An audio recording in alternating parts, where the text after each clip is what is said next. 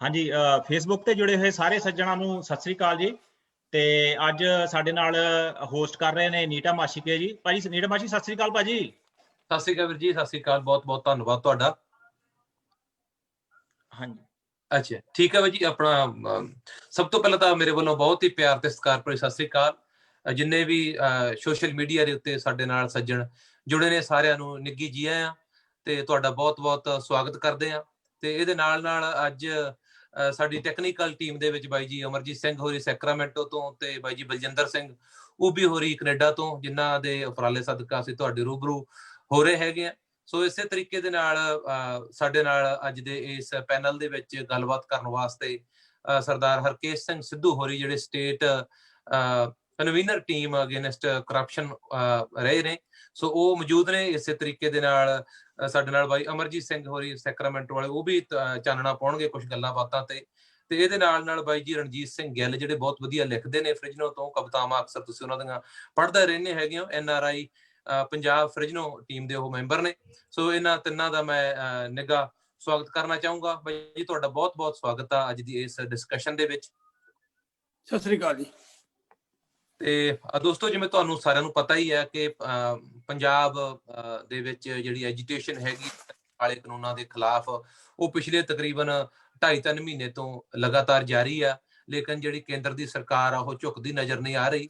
ਸੋ ਇਹਦੇ ਨਾਲ ਨਾਲ ਜਿਹੜੇ ਸਾਡੇ ਪੰਜਾਬੀ, ਹਰਿਆਣਵੀ ਜਾਂ ਹੋਰ ਸਟੇਟਾਂ ਦੇ ਲੋਕ ਸੀ, ਉਹਨਾਂ ਨੇ ਦਿੱਲੀ ਵੱਲ ਨੂੰ ਕੂਚ ਕੀਤਾ ਤੇ ਅੱਜ ਤਕਰੀਬਨ ਉੱਥੇ ਲੱਖਾਂ ਬੰਦਾ ਦਿੱਲੀ ਦੇ ਬਾਰਡਰਾਂ ਦੇ ਉੱਤੇ, ਮੈਂ ਸਮਝਦਾ ਵੀ ਆਪਣੇ ਜਿਹੜੇ ਦੁੱਖ ਆ ਉਹ ਕੇਂਦਰ ਸਰਕਾਰ ਨੂੰ ਦੱਸਣ ਵਾਸਤੇ ਪਹੁੰਚਿਆ ਹੋਇਆ। ਲੇਕਿਨ ਕੇਂਦਰ ਸਰਕਾਰ ਟਸ ਤੋਂ ਮਸ ਹੋਣ ਵਾਸਤੇ ਤਿਆਰ ਨਹੀਂ। ਕੁਛ ਕਹਿੰਦੇ ਸੋਧਾਂ ਕਰ ਦਿੰਦੇ ਆ, ਪਰ ਜਿਹੜੇ ਕਿਸਾਨ ਜਥੇਬੰਦੀਆਂ ਵਾਲੇ ਵੀਰ ਹੈਗੇ ਆ ਉਹ ਕਹਿੰਦੇ ਸਾਨੂੰ ਸੋਧਾਂ ਨਹੀਂ, ਅਸੀਂ ਇਹ ਤਿੰਨੇ ਕਾਨੂੰਨ ਟੋਟਲੀ ਤੌਰ ਤੇ ਰੱਦ ਕਰਾਉਣੇ ਹੈਗੇ ਆ। ਸੋ ਰੱਦ ਹੋਣੇ ਵੀ ਚਾਹੀਦੇ ਆ, ਕਿਉਂਕਿ ਇਹ ਕਿਸਾਨ ਵਾਸਤੇ ਬੜੇ ਮਾਰੂ ਨੇ। ਜਿਸ ਤਰੀਕੇ ਦੀਆਂ ਇਹਨਾਂ ਵਿੱਚ ਗੱਲਾਂ ਬਾਤਾਂ ਲਿਖੀਆਂ ਹੋਈਆਂ ਹੈਗੀਆਂ ਉਹ ਆਪਾਂ ਨੂੰ ਸਾਰਿਆਂ ਨੂੰ ਪਤਾ ਹੀ ਆ, ਕਿਉਂਕਿ ਮੈਂ ਉਸ ਪਾਸੇ ਵੱਲ ਨੂੰ ਬਹੁਤਾ ਨਹੀਂ ਜਾਣਾ ਚਾਹੂਗਾ। ਲੇਕਿਨ ਇਸ ਟਾਈਮ 35 ਮੇਰੇ ਖਿਆਲ ਜਥੇਬੰਦੀਆਂ ਹੈਗੀਆਂ ਜਿਹੜੀਆਂ ਕਿਸਾਨ ਟੋਟਲ ਇਸ ਕਾਨੂੰਨ ਦਾ ਵਿਰੋਧ ਕਰ ਰਹੀਆਂ ਹੈਗੀਆਂ, ਜਿਹਦੇ ਵਿੱਚੋਂ 31 ਜਥੇਬੰਦੀਆਂ ਪੰਜਾਬ ਤੋਂ ਆ। ਸੋ ਸਾਰੇ ਜਣੇ ਰਲ ਮਿਲ ਕੇ ਇਸ ਸੰਘਰਸ਼ ਦੇ ਵਿੱਚ ਆਪਣਾ ਬਣਦਾ ਯੋਗਦਾਨ ਪਾ ਰਹੇ ਹੈਗੇ ਆ। ਸੋ ਆਪਾਂ ਅੱਜ ਦੀ ਜਿਹੜੀ ਗੱਲਬਾਤ ਆ ਉਹ ਸ਼ੁਰੂ ਕਰਦੇ ਹੈਗੇ ਆ ਸਰਦਾਰ ਹਰਕੇਸ਼ ਸਿੰਘ ਸਿੱਧੂ ਹੋਰਾਂ ਤੋਂ। ਸਰ, ਸਭ ਤੋਂ ਪਹਿਲਾਂ ਤਾਂ ਮੇਰਾ ਸਵਾਲ ਤੁਹਾਨੂੰ ਆ ਕਿ ਕਿਸਾਨ ਜਿਵੇਂ ਪਿਛਲੇ ਕਈ ਹਫ਼ਤਿਆਂ ਤੋਂ ਦਿੱਲੀ ਡੇਰੇ ਲਾਈ ਬੈਠੇ ਹੈਗੇ ਆ, ਤੇ ਦੂਸਰੇ ਪਾਸੇ ਜਿਹੜੀ ਮੋਦੀ ਸਰਕਾਰ ਆ ਉਹ ਝੁਕਣ ਨੂੰ ਤਿਆਰ ਨਹੀਂ। ਜਿਵੇਂ ਮੋਦੀ ਸਰਕਾਰ ਨੇ ਪਹਿਲਾਂ ਨੋਟਬੰਦੀ ਕੀਤੀ, ਫਿਰ CAA ਦੇ ਕਾਨੂੰਨ ਲੈ ਕੇ ਆਂਦਾ, GST ਲਾਈ, ਧਾਰਾ 370 ਵਰਗੇ ਸੰਗੀਨ ਕਾਨੂੰਨ ਉਹਨਾਂ ਨੇ ਭਾਰਤ ਦੇ ਵਿੱਚ ਲਿਆਂਦੇ। ਤੁਹਾਨੂੰ ਕੀ ਲੱਗਦਾ ਕਿ ਸਰਕਾਰ ਆਪਣੇ ਪੈਂਤੜੇ ਤੋਂ ਪਿੱਛੇ ਹਟੇਗੀ ਜਾਂ ਫਿਰ ਮੋਦੀ ਦਾ ਜਿਹੜਾ ਹਿਟਲਰ ਫਰਮਾਨ ਆ ਉਹ ਜਾਰੀ ਰਹੂਗਾ? ਇਹ ਜਿਹੜਾ ਪਹਿਲਾਂ ਮੈਂ ਦੱਸ ਦਿਆਂ ਕਿ ਜਿਸ ਮੁੱਦੇ ਤੇ ਅਸੀਂ ਅੱਜ ਗੱਲ ਕਰ ਰਹੇ ਹਾਂ, ਇਹ ਕਿਸਾਨਾਂ ਦੇ 3 ਬਿੱਲਾਂ ਦੇ ਨਾਲ ਸੰਬੰਧਿਤ ਹੈ। ਇੱਕ ਮਾਰਕੀਟਿੰਗ ਦੇ ਨਾਲ, ਇੱਕ ਠੇਕਾ ਖੇਤੀ ਦੇ ਨਾਲ, ਇੱਕ ਜ਼ਰੂਰੀ ਵਸਤਾਂ ਦੀ ਜਿਹੜੀ ਸਟੋਰਿੰਗ ਤੇ ਉਹਦੀ ਦੇ ਨਾਲ। ਇਹ ਜਿਹੜਾ WTO ਹੈਗਾ, ਵਰਲਡ ਟ੍ਰੇਡ ਆਰਗੇਨਾਈਜੇਸ਼ਨ, ਗੈਟ ਸਮਝੌਤਿਆਂ ਦੇ ਤਹਿਤ ਇਹ ਉਹ ਕਹਿ ਰਹੇ ਨੇ ਕਿ ਜਿਹੜੀ ਦੁਨੀਆ ਭਰ ਦੇ ਵਿੱਚ ਸਾਰੇ ਮੁਲਕਾਂ ਦੇ ਵਿੱਚ ਜਿਹੜੀ ਖਾਣ ਵਾਲੀਆਂ ਚੀਜ਼ਾਂ ਨੇ ਉਹ ਇੱਕ ਕੁਆਲਿਟੀ ਦੀਆਂ ਹੋਣ, ਕੰਜ਼ਿਊਮੇਬਲ ਹੋਣ ਤੇ ਉਹਨਾਂ ਦਾ ਭਾਅ ਇੱਕ ਹੋਵੇ। ਉਹ ਸਿਲਸਿਲੇ ਵਿੱਚ ਉਹਨਾਂ ਨੇ ਕਿਹਾ ਕਿ ਜੀ ਇਹ ਜਿਹੜੀ ਛੋਟੀ ਖੇਤੀ ਹੈ ਉਹ ਖੇਤੀ ਨਹੀਂ ਦੇ ਨਾਲ ਨਹੀਂ ਹੋ ਸਕਦੀ, ਕਿਉਂਕਿ ਮਸ਼ੀਨਰੀ ਦੇ ਨਾਲ ਹੋਣਗੀਆਂ, ਉਹਦੇ 'ਚ ਫਰਟੀਲਾਈਜ਼ਰ ਘੱਟ ਪਏਗੀ, ਹੋਰ ਪਏਗੀ। ਉਹਨਾਂ ਨੂੰ ਸਬਸਿਡੀਆਂ ਵੀ ਮੁਲਕ ਦਿੰਦੇ ਨੇ, ਦਿੱਤੀਆਂ ਜਾਣ। ਲੇਕਿਨ ਜਿਹੜਾ 2 ਏਕੜ, 3 ਏਕੜ, 4 ਏਕੜ, 5 ਏਕੜ ਦਾ ਕਿਸਾਨ ਹੈ ਉਹ ਇਹ ਨਹੀਂ ਕਰ ਸਕਦਾ, ਉਹ ਵਾਇਬਲ ਨਹੀਂ ਹੈਗੀ ਖੇਤੀ। ਉਸ ਸਿਲਸਿਲੇ ਦੇ ਵਿੱਚ ਇਹਨਾਂ ਨੇ ਜਿਹੜਾ ਸੀਗਾ, ਇਹਨਾਂ ਨੂੰ ਚਾਹੀਦਾ ਤਾਂ ਇਹ ਸੀਗਾ ਕਿ ਉਹਨਾਂ ਦੇ ਲਈ ਖੇਤੀ ਚੋਂ ਕੱਢਣ ਵਾਸਤੇ ITIਆਂ ਸ਼ੁਰੂ ਕਰਦੇ, ਵੋਕੇਸ਼ਨਲ ਐਜੂਕੇਸ਼ਨ ਕੋਰਸ ਕਰਦੇ, ਪਿੰਡਾਂ ਦੇ ਸਕੂਲਾਂ ਦੀ ਐਜੂਕੇਸ਼ਨ ਅਪਡੇਟ ਕਰਦੇ, ਉਹਨਾਂ ਦਾ ਹੈਲਥ ਸਿਸਟਮ, ਉਹਨਾਂ ਦੀ ਇੰਸ਼ੋਰੈਂਸ ਕਰਦੇ। ਜਿਹੜੇ ਬੰਦੇ ਖੇਤੀ ਚੋਂ ਕੱਢ ਰਹੇ ਸੀਗੇ ਉਹਨਾਂ ਨੂੰ ਕੱਢ ਕੇ ਬੈਟਰ ਸਹੂਲਤ ਦਿੰਦੇ ਕਿ ਵੀ ਤੁਸੀਂ ਜਾਂ ਜੁਆਇੰਟ ਫਾਰਮਿੰਗ ਕਰਦੇ, ਕੋਆਪਰੇਟਿਵ ਸੈਕਟਰ ਕਰਦੇ, ਉਹ ਕਰਦੇ। ਉਹ ਸਾਡੇ ਜਿਹੜੇ ਪੋਲੀਟੀਕਲ ਬੰਦੇ ਨੇ ਹਿੰਦੁਸਤਾਨ ਦੇ, ਉਹ ਬੌਨੇ ਨੇ, ਉਹ ਪਿਗਮੀ ਨੇ, ਉਹਨਾਂ ਦੇ ਅੰਦਰ ਜਿਹੜਾ ਲੋਕਾਂ ਨੂੰ ਫੇਸ ਕਰਨ ਦਾ ਜਿਹੜਾ ਹੈਗਾ ਨਾ ਉਹ ਮਾਦਾ ਨਹੀਂ ਹੈਗਾ, ਕਿਉਂਕਿ ਅੰਦਰ ਇਰਾਦੇ ਬਾੜੇ ਨੇ, ਲੁੱਟ ਖਾਣ ਦੇ ਨੇ। ਤੇ ਉਸ ਸਿਲਸਿਲੇ ਦੇ ਵਿੱਚ ਇਹਨਾਂ ਨੇ ਪਹਿਲਾਂ 18 ਚ ਹੋਣਾ ਸੀਗਾ। 18 ਦੇ ਵਿੱਚ ਇਹਨਾਂ ਨੇ ਕਿਹਾ ਜੀ ਸਾਡੀ ਇਲੈਕਸ਼ਨ ਆ ਰਹੀ ਹੈ 19 ਪਹਿਲਾਂ 18 ਤੱਕ ਮਨਜ਼ੂਰੀ ਲਈ ਇਹਨਾਂ ਨੇ ਵੀ ਸਾਨੂੰ ਲੇਟ ਕਰ ਦਿਓ, ਤੇ ਫਿਰ ਕੋਈ ਚਾਈਨਾ ਲਾ ਰਿਹਾ ਤੇ ਬ੍ਰਾਜ਼ੀਲ ਲਾ ਰਿਹਾ ਤੇ ਉਹ ਮੰਨ ਗਏ, ਤੇ ਅਲਟੀਮੇਟਲੀ ਫਿਰ ਇਹ ਜਿਹੜਾ ਸੀਗਾ ਇਹਨਾਂ ਨੇ ਲਿਆ ਕੇ 19 ਤੱਕ ਇਹਨਾਂ ਨੇ ਲਗਾ ਲਿਆ ਕਿ ਸਾਡੀ 19 ਦੀ ਇਲੈਕਸ਼ਨ ਹੋ ਜਾਵੇ। ਇਲੈਕਸ਼ਨ ਹੋ ਕੇ ਆ ਸਿਲਸਿਲਾ ਕਰਕੇ ਹੋਇਆ ਕੋਵਿਡ, ਇਹਨਾਂ ਦੇ ਉਹ ਹੁੰਦਾ ਨਾ ਬਿੱਲੀ ਦੇ ਭਾਗਾ ਨੂੰ ਸਿੱਕਾ ਟੁੱਟ ਗਿਆ। ਇਹਨਾਂ ਨੇ ਜਿਹੜਾ ਸੀਗਾ ਉਹ ਵੀ ਦੇਖੋ ਹੁਣ ਕੋਵਿਡ-19 ਲੱਗਿਆ ਹੋਏਗਾ, ਲੋਕਡਾਊਨ ਲੱਗਿਆ ਹੋਏਗਾ, ਹੁਣ ਆਪਾਂ ਬਿੱਲ ਦੀ ਬਜਾਏ ਸਿੱਧੇ ਆਰਡੀਨੈਂਸ ਮਾਰੋ। ਇਹ ਜਿਹੜੇ ਬਿੱਲ ਨੇ ਇਹ ਕਾਰਪੋਰੇਟ ਘਰਾਣਿਆਂ ਦੇ ਡਰਾਫਟਡ ਨੇ, ਉਹਨਾਂ ਨੇ ਭੇਜੇ ਹੋਏ, ਇਹਨਾਂ ਨੇ ਕਰਕੇ ਉੱਪਰ ਮਾਰੇ। ਅੱਛਾ, ਬਾਦਲ ਦੀ ਸਰਕਾਰ ਵਿੱਚ ਉਹਨਾਂ ਨੇ ਬੋਲਤਾ ਵੀ ਹਾਂ ਠੀਕ ਹੈ ਜੀ, ਠੀਕ ਹੈ। ਇਹ ਇਸ ਲਾਈਨ ਤੇ ਪੈ ਗਏ ਕਿ ਲੋਕਾਂ ਨੂੰ ਪ੍ਰਚਾਰ ਕਰ ਦੋ ਹਿਟਲਰ ਵਾਂਗੂ ਕਿ ਠੀਕ ਹੈ ਕਿ ਲੋਕ ਉਹ ਜਦੋਂ ਦੇਖਿਆ ਕਿਸਾਨਾਂ ਨੇ, ਹੋਰ ਬਲਵੀਰ ਸਿੰਘ ਰਾਜੇਵਾਲ ਮੇਰੇ ਨਾਲ ਬਹੁਤ ਡਿਸਕਸ ਕਰ ਸੀ, ਸਾਡੀ ਘੰਟਾ ਡਿਸਕਸ਼ਨ ਮੈਨੂੰ ਲਿਟਰੇਚਰ ਭੇਜ ਰਹੇ ਨੇ ਕਿ ਉਹ ਜਿਹੜੇ ਸੁਰੇਸ਼ ਕੁਮਾਰ ਨੂੰ ਹੋਰ ਸਾਰੇ ਅਫਸਰਾਂ ਨੂੰ ਦੱਸਦੇ ਕਿ ਭਾਈ ਉਹਨਾਂ ਨੇ ਪਿੱਛੇ ਸਾਰੇ ਐਮਪੀਆਂ ਨੂੰ ਸਾਰਾ ਭੇਜਿਆ ਕਿ ਭਾਈ ਭਾਣਾ ਵਰਤ ਰਿਹਾ, ਇਕੱਠੇ ਹੋ ਜਾਓ, ਤੁਸੀਂ ਬੋਲੋ ਪਾਰਲੀਮੈਂਟ ਦੇ ਵਿੱਚ। ਉਹ ਕਹਿੰਦੇ ਜੀ ਅਸੀਂ ਕੀ ਕਰੀਏ ਤਾਂ ਵਰਲਡ ਮਤਲਬ ਇਹਨਾਂ ਨੇ ਇੱਕ ਜਾਗਰੂਕਤਾ ਮੁਹਿੰਮ ਬਲਵੀਰ ਸਿੰਘ ਰਾਜੇਵਾਲ ਨੇ ਪਹਿਲਾਂ ਚਲਾਤੀ ਸੀ। ਇਹਨਾਂ ਨੇ ਉੱਥੇ ਮੀਟਿੰਗ ਕੀਤੀ ਉੱਥੇ ਵਿਗਿਆਨ ਭਵਨ 'ਚ ਪਹਿਲਾਂ, ਤਾਂ ਉੱਥੇ ਜਿਹੜਾ ਅਸੀਂ ਸਾਰਾ ਸੁਣ ਗਏ ਬਟ ਰਹਿ ਗਏ ਥੋੜੇ, ਤਾਂ ਬਲਵੀਰ ਸਿੰਘ ਨੇ ਕੁੰਡੀ ਲਾ ਲਈ, ਕਹਿੰਦਾ ਮੈਨੂੰ ਕੁੱਟੋ ਮਾਰੋ ਸਭ ਕੁਝ, ਕਹਿੰਦਾ ਤੁਸੀਂ ਸਾਨੂੰ ਸੁਣਨ ਵਾਸਤੇ ਬੁਲਾਇਆ ਕਿ ਬੋਲਣ ਵਾਸਤੇ ਬੁਲਾਇਆ। ਅਖੀਰੀ ਉਸਨੇ ਸੁਣਾਈ ਆਪਣੀ ਗੱਲ, ਸੁਣਾ ਕੇ ਆ। ਸੋ ਕਹਿਣ ਤੋਂ ਭਾਵ ਸੀਗਾ ਕਿ ਇਹ ਭਾਣਾ ਸੀ ਦੂਰਾ, ਲੇਕਿਨ ਉਹਦੇ ਲਈ ਜਿਹੜੀਆਂ ਇੱਕ ਭਾਣਾ ਵਰਤ ਰਿਹਾ ਉਹਦੇ ਲਈ ਤੁਸੀਂ ਪ੍ਰਿਪੇਅਰ ਹੋਣਾ ਹੈ ਕਿ ਉਹਦਾ ਇਹ ਜਿਹੜਾ ਰਿਐਕਸ਼ਨ ਹੈ ਉਹਨੂੰ ਮਿਟੀਗੇਟ ਕਿਵੇਂ ਕਰਨਾ। ਉਹ ਕਰਨ ਦੇ ਲਈ ਇਹ ਸਮੇਂ ਦੇ ਹਾਨੀ ਨਹੀਂ ਹੋਈ, ਇਹ ਇਸ ਭਾਣੇ ਤੇ ਆ ਗਏ। ਹੁਣ ਜਦੋਂ ਪ੍ਰੈਸ਼ਰ ਪੈ ਗਿਆ, ਜਿਹੜੇ ਕਿਸਾਨ ਗਏ ਸੀ ਉਹਨਾਂ ਨੂੰ ਸੀ ਕਿ ਸਾਡੀ MSP ਜਿਹੜੀ ਹੈ ਉਹ ਖਤਮ ਹੋ ਜਾਏਗੀ, ਕਿ ਸਾਲ 2 ਸਾਲ ਦੇਣਗੇ ਫਿਰ ਇਹ ਖਤਮ ਕਰ ਦਾਂਗੇ। ਜਿਹੜੇ ਕਿਸਾਨ ਗਏ ਸੀਗੇ ਉਹ ਇਹ ਸੋਚ ਗਏ ਕਿ ਜੇ ਸਾਨੂੰ MSP ਦਾ ਹੈ ਦੇ ਦੇਣ, ਸਾਨੂੰ ਆਸ-ਵਾਸ਼ਨ ਜਾਂ ਲਿਖਤੀ ਲੀਗਲ ਸਿਸਟਮ ਬਣਾ ਲਓ, ਅਸੀਂ ਮੁੜਿਆਵਾਂਗੇ। ਕਿਸਾਨਾਂ ਨੂੰ ਇੰਨੀ ਸਪੋਰਟ ਮਿਲ ਗਈ ਹਰਿਆਣੇ ਚੋਂ, ਪੰਜਾਬ ਚੋਂ। ਹੈਲੋ, ਹਾਂਜੀ ਆਵਾਜ਼ ਆ ਰਹੀ ਗੁੱਡੂ ਇਹ ਕਿੱਧਰੋਂ ਖਰਾਬ ਹੈ, ਮੇਰੇ ਵੱਲੋਂ ਕਿ ਤੁਹਾਡੇ ਵੱਲੋਂ ਜੀ? ਨਹੀਂ, ਤੁਹਾਡੀ ਆਵਾਜ਼ ਆ ਰਹੀ ਹੈ ਜੀ, ਤੁਸੀਂ ਕਰੀ ਚੱਲੋ ਜੀ ਗੱਲ। ਅੱਛਾ, ਕਿਸਾਨਾਂ ਨੂੰ ਜਿਹੜੀ ਸੀਗੀ ਉਹ ਹਰਿਆਣੇ ਦੇ ਕਿਸਾਨਾਂ ਨੇ ਬੜੀ ਸਪੋਰਟ ਦਿੱਤੀ, ਉਹ ਬਾਕੀ ਰਾਜਸਥਾਨ ਨੇ ਦਿੱਤੀ, ਹੋਰ ਸਾਰੇ ਜਿਹੜੇ ਥੋੜੀ ਜਿਹੀ ਬਾਹਰ ਬੈਠੇ NRI ਉਹਨਾਂ ਨੇ ਬੜੀ ਸਪੋਰਟ ਦਿੱਤੀ, ਤੇ ਆਪਣੇ ਉਗਰਾਏ ਨੇ, ਖਾਲਸਾ ਏਡ ਵਾਲੇ ਨੇ। ਜੋ ਮੁਹਿੰਮ ਚੱਲੀ ਇੱਕ, ਉਹ ਮੁਹਿੰਮ ਚੱਲ ਕੇ ਵਹੀਰਾਂ ਕੱਟ ਕੇ ਉੱਥੇ ਬੰਦੇ ਇਕੱਠੇ ਹੋ। ਫਿਰ ਇਹਨਾਂ ਨੇ ਦੇਖਿਆ ਕਿ ਵੀ ਹੁਣ ਇਹਨਾਂ ਨੂੰ ਕੀ ਕਰੀਏ, ਤਾਂ ਇਹ ਕੁਝ ਤੇ ਫਸ ਗਏ। ਜਿਵੇਂ ਤੁਸੀਂ ਡੀਮੋਨਟਾਈਜੇਸ਼ਨ ਦੀ ਗੱਲ ਕੀਤੀ ਹੈ, ਤੁਸੀਂ GST ਦੀ ਗੱਲ ਕੀਤੀ ਹੈ, ਜਿਹੜੀ ਜੰਮੂ ਕਸ਼ਮੀਰ ਵਾਲੀ ਦੀ ਗੱਲ ਕੀਤੀ ਹੈ, ਇਹ ਸਾਰੇ ਜਿਹਨੂੰ ਪੰਜਾਬੀ 'ਚ ਕਹਿੰਦੇ ਅਸੀਂ ਕਿ ਇਹਨਾਂ ਦੀ ਗੁੱਲੀ ਦੰਡ ਹੋ ਗਈ, ਇਹਨਾਂ ਦੇ ਜਿਹੜੀਆਂ ਉਹਦੀਆਂ ਮੱਚ ਗਈਆਂ, ਆਪਣੇ ਘਿਓ ਦੀਆਂ ਮੱਚ ਗਈਆਂ। ਹੁਣ ਇਹ ਫਸ ਗਏ ਕਸੂਤੇ। ਇਹ ਹਜੂਬ ਤੇ ਨਾ ਗੋਲੀ ਚਲਾ ਸਕਦੇ, ਨਾ ਮਾਰ ਸਕਦੇ ਨੇ, ਨਾ ਇਹਨੂੰ ਕੁੱਟ ਸਕਦੇ। ਫੌਜ ਦੇ ਮੁਖੀਆਂ ਨੇ ਇਹਨਾਂ ਨੂੰ ਪ੍ਰਾਈਵੇਟਲੀ ਕਹਿਤਾ ਕਿ ਜੀ ਇੰਨੀ ਲੋਕਾਂ ਨੂੰ ਜਿਹੜਾ ਹੈਗਾ ਪੀਸਫੁਲ ਬੈਠਿਆਂ ਨੂੰ, ਇਹ ਸਾਡੇ ਮਾਂ-ਬਾਪ ਨੇ, ਅਸੀਂ ਫੌਜੀ ਆ, ਇਹ ਸਾਡੇ ਮਾਂ-ਬਾਪ ਨੇ, ਅਸੀਂ ਤੇ ਗੋਲੀ ਚਲਾ ਸਕਦੇ, ਅਸੀਂ ਬਾਰਡਰ ਤੇ ਲੜਨ ਵਾਲਾ, ਇਹ ਸਾਨੂੰ ਇਸ ਤਰ੍ਹਾਂ ਵਰਤੋ। CRPF ਤੇ BSF ਇੰਨੀ ਸਫੀਸ਼ੀਐਂਟ ਹੈਗੀ ਕਿ ਕੰਮ ਕਰਦੇ। ਹੁਣ ਇਹਨਾਂ ਨੇ ਕਹੇ ਚੰਗਾ ਜੀ, ਅਸੀਂ ਅਮਿਤ ਸ਼ਾਹ ਨੇ ਪ੍ਰਾਈਵੇਟਲੀ ਕਿਹਾ ਜੀ ਕਿ ਅਸੀਂ ਤੁਹਾਡੇ ਬਿੱਲਾਂ ਦੇ ਵਿੱਚ ਤੁਹਾਡੇ ਮੁਤਾਬਿਕ ਜਿੰਨੀਆਂ ਸੋਧਾਂ ਨੇ ਕਰਵਾ ਲਓ, ਚਾਹੇ 100 ਕਰਵਾ ਲਓ, ਇਹ ਬਿੱਲ ਖਤਮ ਨਾ ਕਰੋ, ਬਿੱਲ ਖਤਮ ਕਰਾ ਕੇ ਸਾਡੀ ਇੱਜ਼ਤ ਰਹਿੰਦੀ ਹੈ। ਤੇ ਫਿਰ ਉਹਨੇ ਇਹ ਵੀ ਕਿਹਾ ਕਿ ਜੇ ਤੁਸੀਂ ਖਾਲੀ ਮੁੜਦੇ ਹੋ ਤੁਹਾਡੀ ਇੱਜ਼ਤ ਵੀ ਰਹਿੰਦੀ। ਕਿ ਜਿਹੜੇ ਬਾਹਰ ਬੈਠੇ ਨੇ ਕਿਸਾਨ ਯੂਨੀਅਨ ਦੇ 31 ਜਥੇਬੰਦੀਆਂ ਤੋਂ ਬਾਅਦ ਜਿਹੜਾ ਬਾਹਰ ਹਜੂਮ ਬੈਠਾ, ਹੁਣ ਇਸ ਵੇਲੇ ਜਿਹੜਾ ਸੋਸ਼ਲ ਮੀਡੀਆ ਦੇ ਹਜੂਮ ਨੇ ਇਹ ਕੰਟਰੋਲ ਕਰ ਰੱਖੀ ਹੈ ਜਿਹੜੀ ਮੂਵਮੈਂਟ ਜਿਹੜੀ ਹੈ। ਜੇ ਇਹ 31 ਮੂਵਮੈਂਟ ਆ, ਉਹਨੇ ਕਿਹਾ ਅਲਟੀਮੇਟਲੀ ਇੱਥੇ ਆ ਗਿਆ ਕਿ ਯੈਸ ਔਰ ਨੋ। ਇੱਕ ਤਾਂ ਇਹ ਗਵਰਨਮੈਂਟ ਜਿਹੜੀ ਹੈ ਇਹ ਮੰਨ ਗਈ ਕਿ ਸਾਡੇ ਤੋਂ ਗਲਤੀਆਂ ਹੋ ਗਈਆਂ, ਇੱਕ ਇਹ ਮੰਨ ਗਈ ਕਿ ਇਹਦੇ 'ਚ ਕੁਛ ਅਮੈਂਡਮੈਂਟਸ ਕਰਨ ਯੋਗ ਨੇ ਕਿ ਅਸੀਂ ਕਰ ਦਿੰਦੇ ਹੈਗੇ, ਅਸੀਂ MSP ਨੂੰ ਜਿਹੜੀ ਹੈ ਉਹਨੂੰ ਅਸੀਂ ਲੀਗਲ ਸਟੇਟਸ ਦੇ ਦਿੰਦੇ ਹਾਂ। ਇੱਥੇ ਆ ਗਏ। ਹੁਣ ਇਹ ਆ ਗਿਆ ਕਿ ਉਹਨੂੰ ਕਿਵੇਂ ਕਰੀਏ।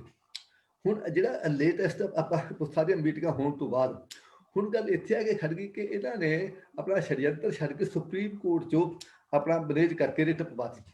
ਸੁਪਰੀਮ ਕੋਰਟ ਨੇ ਕੁਝ ਗੱਲਾਂ ਪਹਿਲਾਂ ਪਰੋਸਣ ਵਾਸਤੇ ਕਿ ਜੀ ਐਜੀਟੇਸ਼ਨ ਠੀਕ ਹੈ ਜੀ, ਉਹਨਾਂ ਦੀ ਗੱਲ ਸੁਣ ਕੇ ਕਹਿੰਦੇ ਲੀਗਲ ਰਾਈਟ ਹੈ, ਸੜਕਾਂ ਨਾ ਰੋਕੋ, ਹੋਰ ਨਾ ਕਰੋ, ਕਿ ਜੀ ਇੱਕ ਕਮੇਟੀ ਬਣਾ ਦਿਓ। ਇਹ ਮੈਂ ਵੀ ਪ੍ਰਪੋਜ਼ ਕੀਤਾ ਸੀਗਾ ਕਿ ਇੱਕ ਕਮੇਟੀ ਬਣਾਈ ਜਾਵੇ ਕਿ ਇਹ ਐਕਟ ਜਿਹੜੇ ਨੇ ਇਹ ਹੈਲਡ ਇਨ ਅਵੇਅਰਨੈਸ ਜਿਹਨੂੰ ਕਹਿੰਦੇ ਨੇ, ਇਹਨਾਂ ਦੇ ਐਕਸ਼ਨ ਜਿਹੜਾ ਨਾ ਇਹ ਸਟੇ ਕੀਤੇ ਜਾਣ। ਇਹ ਸਟੇ ਕਰਕੇ ਉਸ ਤੋਂ ਬਾਅਦ ਕਿਸਾਨਾਂ ਦੀ ਆਰਥਿਕ ਮਾਰਾਂ ਦੀ ਤੇ ਨਾਲ ਹੀ ਆਪਣੇ ਜਿਹੜੇ ਹੈਗੇ ਇਹ ਜਿਹੜੇ ਕੁਛ ਕਾਨੂੰਨ ਦੇ ਜਿਹੜੇ ਨੇ ਵਕੀਲਾਂ ਦੀ ਇੱਕ ਉਹ ਬਣਾਈ ਜਾਵੇ, ਤੇ ਜਿਹੜੇ ਦੱਸਣ ਕਿ ਜੀ ਇਹਦੇ 'ਚ ਇਸ ਚੀਜ਼ ਤੇ ਹੋਰ ਵੀ ਕੁਛ ਗੱਲਾਂ ਐਡ ਕਰਨ ਵਾਲੀਆਂ ਨੇ। ਐਡ ਕਰਨ ਵਾਲੀ ਨੇ। ਜਿਵੇਂ ਜੇ ਕਣਕ ਜਿਹੜੀ ਹੈ 2000 ਰੁਪਏ ਖਰੀਦੀ ਗਈ ਤੇ 4000 ਰੁਪਏ ਕਣਕ ਦਾ ਆਟਾ ਵਿਕਦਾ, ਉਹਦਾ ਮਹਿੰਗੀ ਵਿਕਦੀ ਹੈ ਕਿ ਕਣਕ ਕੰਜ਼ਿਊਮਰ ਤੋਂ ਪ੍ਰੋਡਿਊਸਰ ਤੋਂ ਕੀ ਭਾਅ ਲਈ ਜਾਏਗੀ ਤੇ ਉਹਦੀ ਜਿਹੜੀ ਵੈਲਿਊ ਐਡਡ ਜਿਹੜਾ ਉਹਦਾ ਕਿੰਨੇ % ਉਹਨੂੰ ਲਾਊਗਾ, ਉਹਦਾ ਮਾਰਜਨ ਜਿਹੜਾ ਹੈ ਉਹ ਟ੍ਰੇਡਰ ਖਾ ਰਿਹਾ ਘੰਟਿਆਂ ਦੇ ਅੰਦਰ ਅੰਦਰ। ਤੇ ਜਿਹੜੀ ਕਣਕ ਹੈ ਉਹ 6 ਮਹੀਨੇ ਤੋਂ ਪਹਿਲਾਂ ਪੱਕ ਸਕਦੀ, ਕਿੰਨੀ ਮਰਜ਼ੀ ਸਾਇੰਸ ਜ਼ੋਰ ਲਾ ਲੇ। ਉਹ ਜੀਰੀ ਜਿਹੜੀ ਹੈ 6 ਮਹੀਨੇ ਤੋਂ ਪਹਿਲਾਂ ਪੱਕ ਸਕਦੀ, ਕਿੰਨੀ ਮਰਜ਼ੀ ਜ਼ੋਰ ਲਾ ਲੇ, ਉਹਦੇ 6 ਮਹੀਨੇ ਲੱਗਣਗੇ ਤੇ ਉਹ ਚੁਟਕੀ ਦੇ ਨਾਲ ਆਟਾ ਪੀ ਕੇ ਉਹ 4000 ਹੋ ਗਿਆ। ਕਿ ਉਹ ਵੀ ਹੋਣਾ ਚਾਹੀਦਾ ਕਿ ਕੰਜ਼ਿਊਮਰ ਲੁੱਟਿਆ ਜਾਊਗਾ, ਪ੍ਰੋਡਿਊਸਰ ਲੁੱਟਿਆ ਜਾਊਗਾ, ਕਿ ਉਹ ਜਿਹੜੀ ਹੈਗੀ ਉਹਦੇ ਵਿਚਾਲਾ portion it should go to the consumer ਤੇ ਪ੍ਰੋਡਿਊਸਰ ਨੂੰ ਜਾਣਾ ਚਾਹੀਦਾ। ਉਹ ਚੀਜ਼ਾਂ ਹੈ ਫਿਰ ਮਾਰਕੀਟਿੰਗ ਜਿਹੜੀ ਹੈ ਕਿ ਜਿਹੜੀਆਂ NGO ਬਣਾ ਕੇ, ਸੁਸਾਇਟੀਆਂ ਬਣਾ ਕੇ ਇਹ ਬਾਹਰਲੇ ਮੁਲਕਾਂ 'ਚ ਆਪਣਾ ਸਿੱਧੇ ਭੇਜ ਸਕਣ, ਦੁਬਈ 'ਚ, ਯੂਰਪੀਅਨ ਮੁਲਕਾਂ 'ਚ ਜਿਹੜੀਆਂ ਪ੍ਰੋਡਕਟਸ ਬਣਾ ਕੇ ਭੇਜ ਸਕਣ, ਤਾਂ ਜੋ ਇਹਨਾਂ ਨੂੰ ਉਹਨਾਂ ਦਾ ਫਾਇਦਾ ਹੋ ਸਕੇ, ਮਿਲ ਸਕੇ। ਕਿ ਇਹ ਚੀਜ਼ਾਂ ਵਿੱਚ ਬਹੁਤ ਸਾਰੀਆਂ ਐਕਟਾਂ ਦੇ ਵਿੱਚ ਕਰਨ ਵਾਲੀਆਂ ਨੇਗੀਆਂ ਤੇ ਇਹ ਇੱਕ ਦਿਨ ਕਰਨ ਵਾਲੀਆਂ ਨਹੀਂ ਹਨ ਕਿ ਤੁਸੀਂ ਐਕਟ ਨੂੰ ਰੋਕ ਦਿਓ, ਐਕਟ ਨੂੰ ਰੋਕ ਕੇ ਉਹਦੇ ਉੱਤੇ ਜਿਹੜਾ ਹੈਗਾ ਮੀਟਿੰਗਾਂ ਹਰ ਹਫ਼ਤੇ, ਹਰ 10 ਦਿਨਾਂ ਬਾਅਦ ਕਰੋ, ਦੈਨ ਪਾਰਲੀਮੈਂਟ ਦਾ ਸੈਸ਼ਨ ਬੁਲਾ ਕੇ ਕਰ ਦਿਓ। It will be win-win situation ਕਿ ਜੀ ਅਸੀਂ ਦੇ ਹਰ ਵਾਰੀ ਉਹ ਕਲੇਮ ਕਰਦੇ ਕਿ ਅਸੀਂ ਆਮਦਨ ਦੁੱਗਣੀ ਵਧਾਉਣੀ ਆ, ਆਮਦਨ ਦੁੱਗਣੀ ਵਧਾਉਣੀ ਆ। ਉਹ ਆਮਦਨ ਦੁੱਗਣੀ ਕਿਵੇਂ ਵਧਾਉਂਦੇ ਨੇ ਕਿ ਜੀ ਬੰਦੇ ਨੇ ਜ਼ਮੀਨ ਠੇਕੇ ਤੇ ਦੇ ਦਿੱਤੀ, ਉਹਦੀ ਜ਼ਮੀਨ ਲੱਖ ਦੀ ਲੈ ਲਈ, ਲੱਖ ਦੀ ਜ਼ਮੀਨ ਠੇਕੇ ਤੇ ਲੈ ਕੇ ਉਦੋਂ ਬਾਅਦ ਕੀ ਕੀਤਾ ਕਿ ਉਹਨੂੰ ਕਹਿੰਦੇ ਤੂੰ ਲੇਬਰ ਕਰ ਲੈ, ਤੈਨੂੰ 6000 ਰੁਪਇਆ ਤੈਨੂੰ ਲੇਬਰ ਦਾ ਮਿਲ ਗਿਆ। ਮੈਂ ਕਹਿੰਦਾ ਕਿ ਉਹਨੂੰ ਕਰ ਦੋ, ਤੁਹਾਡੇ ਬੰਦਾ ਦੁਕਾਨ ਤੇ ਕੰਮ ਕਰਦਾ, ਕਿਤੇ ਵੀ ਬਾਹਰ ਕੰਮ ਕਰਦਾ, ਉਹਦੀ ਪੈਨਸ਼ਨ ਵੀ ਹੈ, ਉਹਦਾ ਜੀਵੀ ਫੰਡ ਵੀ ਹੈ, ਉਹਦਾ ਮੈਡੀਕਲ, ਉਹਨੂੰ ਸਾਰੇ ਇੱਥੇ ਮਿਲਦੇ। ਇੱਥੇ ਇਹਨਾਂ ਨੇ ਕਾਨੂੰਨ ਵੀ ਬਦਲਤੇ, ਲੇਬਰ ਦੇ ਕਾਨੂੰਨ ਬਦਲਤੇ ਕਿ ਬੰਦਾ 12 ਘੰਟੇ ਕੰਮ ਕਰੂਗਾ, ਉਹਨੂੰ ਕੋਈ ਓਵਰ ਟਾਈਮ ਨਹੀਂ ਦਿੰਦਾ, ਉਹ ਹੈਰ ਫੈਰ ਕਰ ਦੋ ਤੇ ਮੁਲਾਜ਼ਮ ਮੈਂ ਰੱਖਣਾ ਰੱਖ ਕੋਈ ਹੋਰ ਦੇਊਗਾ, ਮੇਰਾ ਮੁਲਾਜ਼ਮ ਨਹੀਂ ਸਿੱਧਾ। ਤੇ ਲੇਬਰ ਦੇ ਕਾਨੂੰਨ ਵੀ ਮਾਰਤੇ ਉਹਨਾਂ ਦੇ, ਅਡਾਨੀਆਂ ਵਾਲਿਆਂ ਦੇ ਕਹਿੰਦੇ ਕਾਰਪੋਰੇਟ ਸੈਕਟਰ ਕਰਦੇ, ਤੇ ਕਿਸਾਨ ਵੀ ਮਾਰਤਾ। ਮੈਨੂੰ ਇਹ ਨਹੀਂ ਸਮਝ ਆਉਂਦੀ ਤੇ ਉਹ ਫਿਰ ਮੜੀਆਂ ਤੇ ਰਾਜ ਕਰਨਗੇ, ਕਿੱਥੇ ਰਾਜ ਕਰਨਗੇ। ਸੋ ਇਹ ਬਹੁਤ ਮੰਦਭਾਗੀ ਸਿਚੁਏਸ਼ਨ ਹੈ।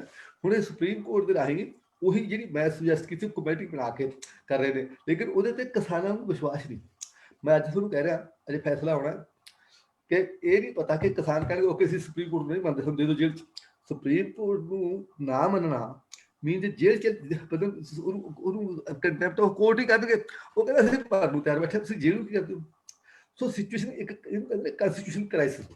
ਇਹ ਕੰਸਟੀਟਿਊਸ਼ਨਲ ਕ੍ਰਾਈਸਿਸ ਵੀ ਆ ਸਕਦਾ ਜਦੋਂ ਕਾਨੂੰਨ ਬਣਦਾ ਹੈ ਨਾ, ਕੋਈ ਕਹਿੰਦਾ ਕਾਨੂੰਨ law should be implementable, it should be based on morality, it should be for the public convenience, it should be against, it should not be against the masses, they should accept it.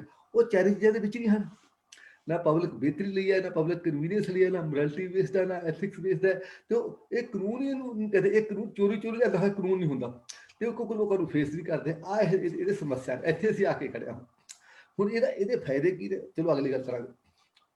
ਸੋ ਮੈਨੂੰ ਲੱਗਦਾ ਵੀ ਜਿਵੇਂ ਤੁਸੀਂ ਗੱਲ ਕੀਤੀ ਆ ਵੀ ਜਿਹੜੀ ਸਰਕਾਰ ਇਸ ਟਾਈਮ ਕਸੂਤੀ ਫਸੀ ਹੋਈ ਆ, ਸੋ ਲੱਗਦਾ ਵੀ ਕਿਤੇ ਨਾ ਕਿਤੇ ਜਿਵੇਂ ਕਹਿੰਦੇ ਵੀ ਜਿਹੜੇ ਕਿਸਾਨ ਆ ਉਹ ਵੀ ਹੱਠਧਾਰੀ ਬੈਠੇ ਹੈਗੇ ਆ।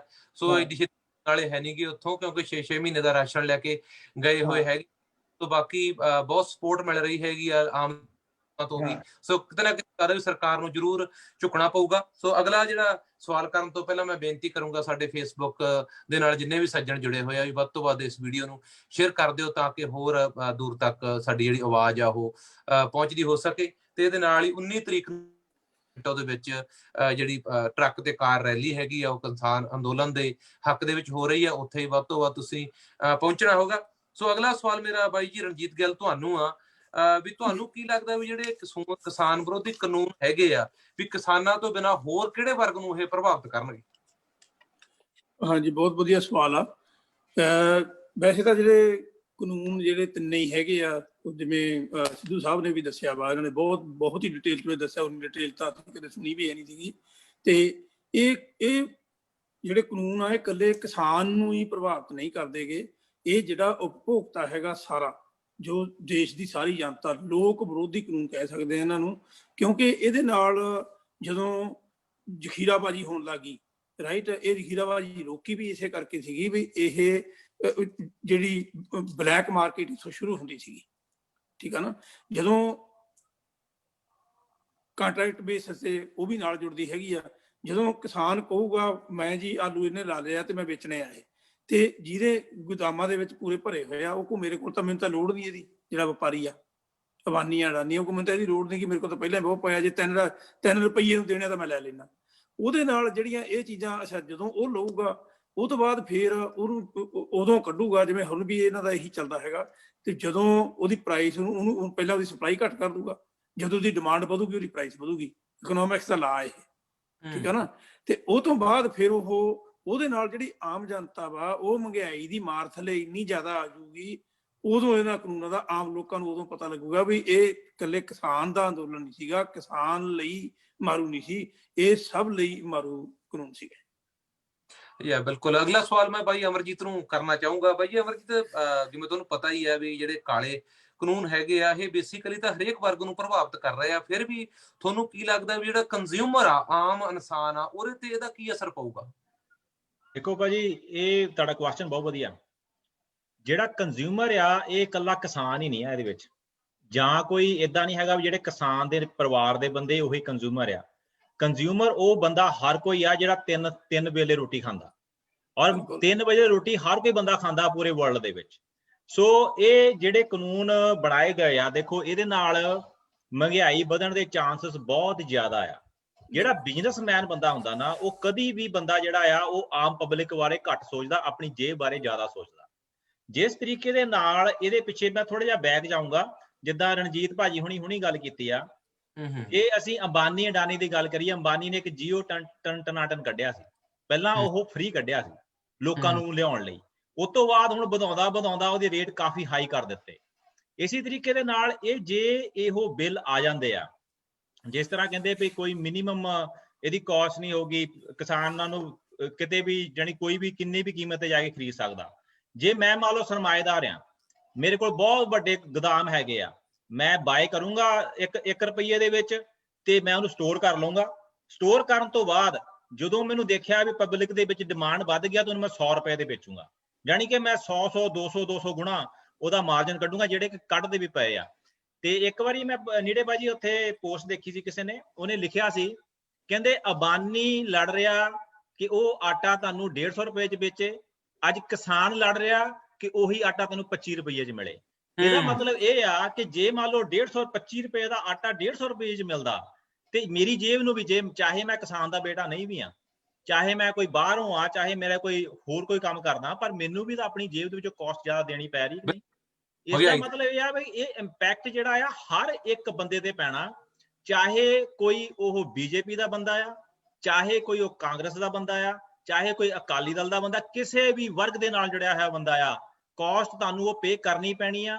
ਜੇ ਇਹ ਕਾਨੂੰਨ ਲਾਗੂ ਹੋ ਗਏ ਤੇ ਜਿਹੜੀਆਂ ਕੀਮਤਾਂ ਆ ਉਹ ਤਾਂ ਕਹਿੰਦੇ ਵੀ ਅਸਮਾਨ ਛੂਹਣਗੀਆਂ, ਕਿਉਂਕਿ ਸਰਮਾਏਦਾਰਾਂ ਦੇ ਹੱਥ ਸਾਰੀ ਗੇਮ ਚੱਲੀ ਜਾਣੀ ਆ। ਜੀ ਭਾਜੀ। ਅਗਲਾ ਸਵਾਲ ਮੈਂ ਬਾਈ ਰਣਜੀਤ ਗਿੱਲ ਨੂੰ ਕਰਨ ਤੋਂ ਪਹਿਲਾਂ ਇੱਕ ਵਾਰੀ ਫਿਰ ਬੇਨਤੀ ਕਰਦੇ ਆ ਵੀ ਜਿਹੜੇ ਵੀ ਸੱਜਣ ਸਾਡੇ ਨਾਲ ਫੇਸਬੁੱਕ ਤੇ ਜੁੜੇ ਹੋਏ ਆ, ਉਹਨਾਂ ਨੂੰ ਬੇਨਤੀ ਆ ਵੀ ਕਿਰਪਾ ਕਰਕੇ ਵੀਡੀਓ ਨੂੰ ਜਰੂਰ ਸ਼ੇਅਰ ਕਰ ਦਿਓ, ਤਾਂ ਕਿ ਜਿਹੜੀ ਅੱਗੇ ਤੋਂ ਅੱਗੇ ਗੱਲ ਦੂਰ ਤੱਕ ਚਲੀ ਜਾਵੇ, ਸਾਰਿਆਂ ਨੂੰ ਇਸ ਚੀਜ਼ ਦਾ ਪਤਾ ਲੱਗ ਸਕੇ। ਬਾਕੀ ਅਮਰਜੀਤ ਭਾਜੀ ਮੈਨੂੰ ਦੱਸ ਦਿਓ, ਜੋ 7 ਆਪਣਾ ਟਾਈਮ ਹੋ ਗਿਆ ਵੀਡੀਓ ਪਲੇ ਕਰਨ ਦਾ, ਮੇਰੇ ਕੋਲ ਘੜੀ ਹੈ ਨਹੀਂ ਇੱਥੇ।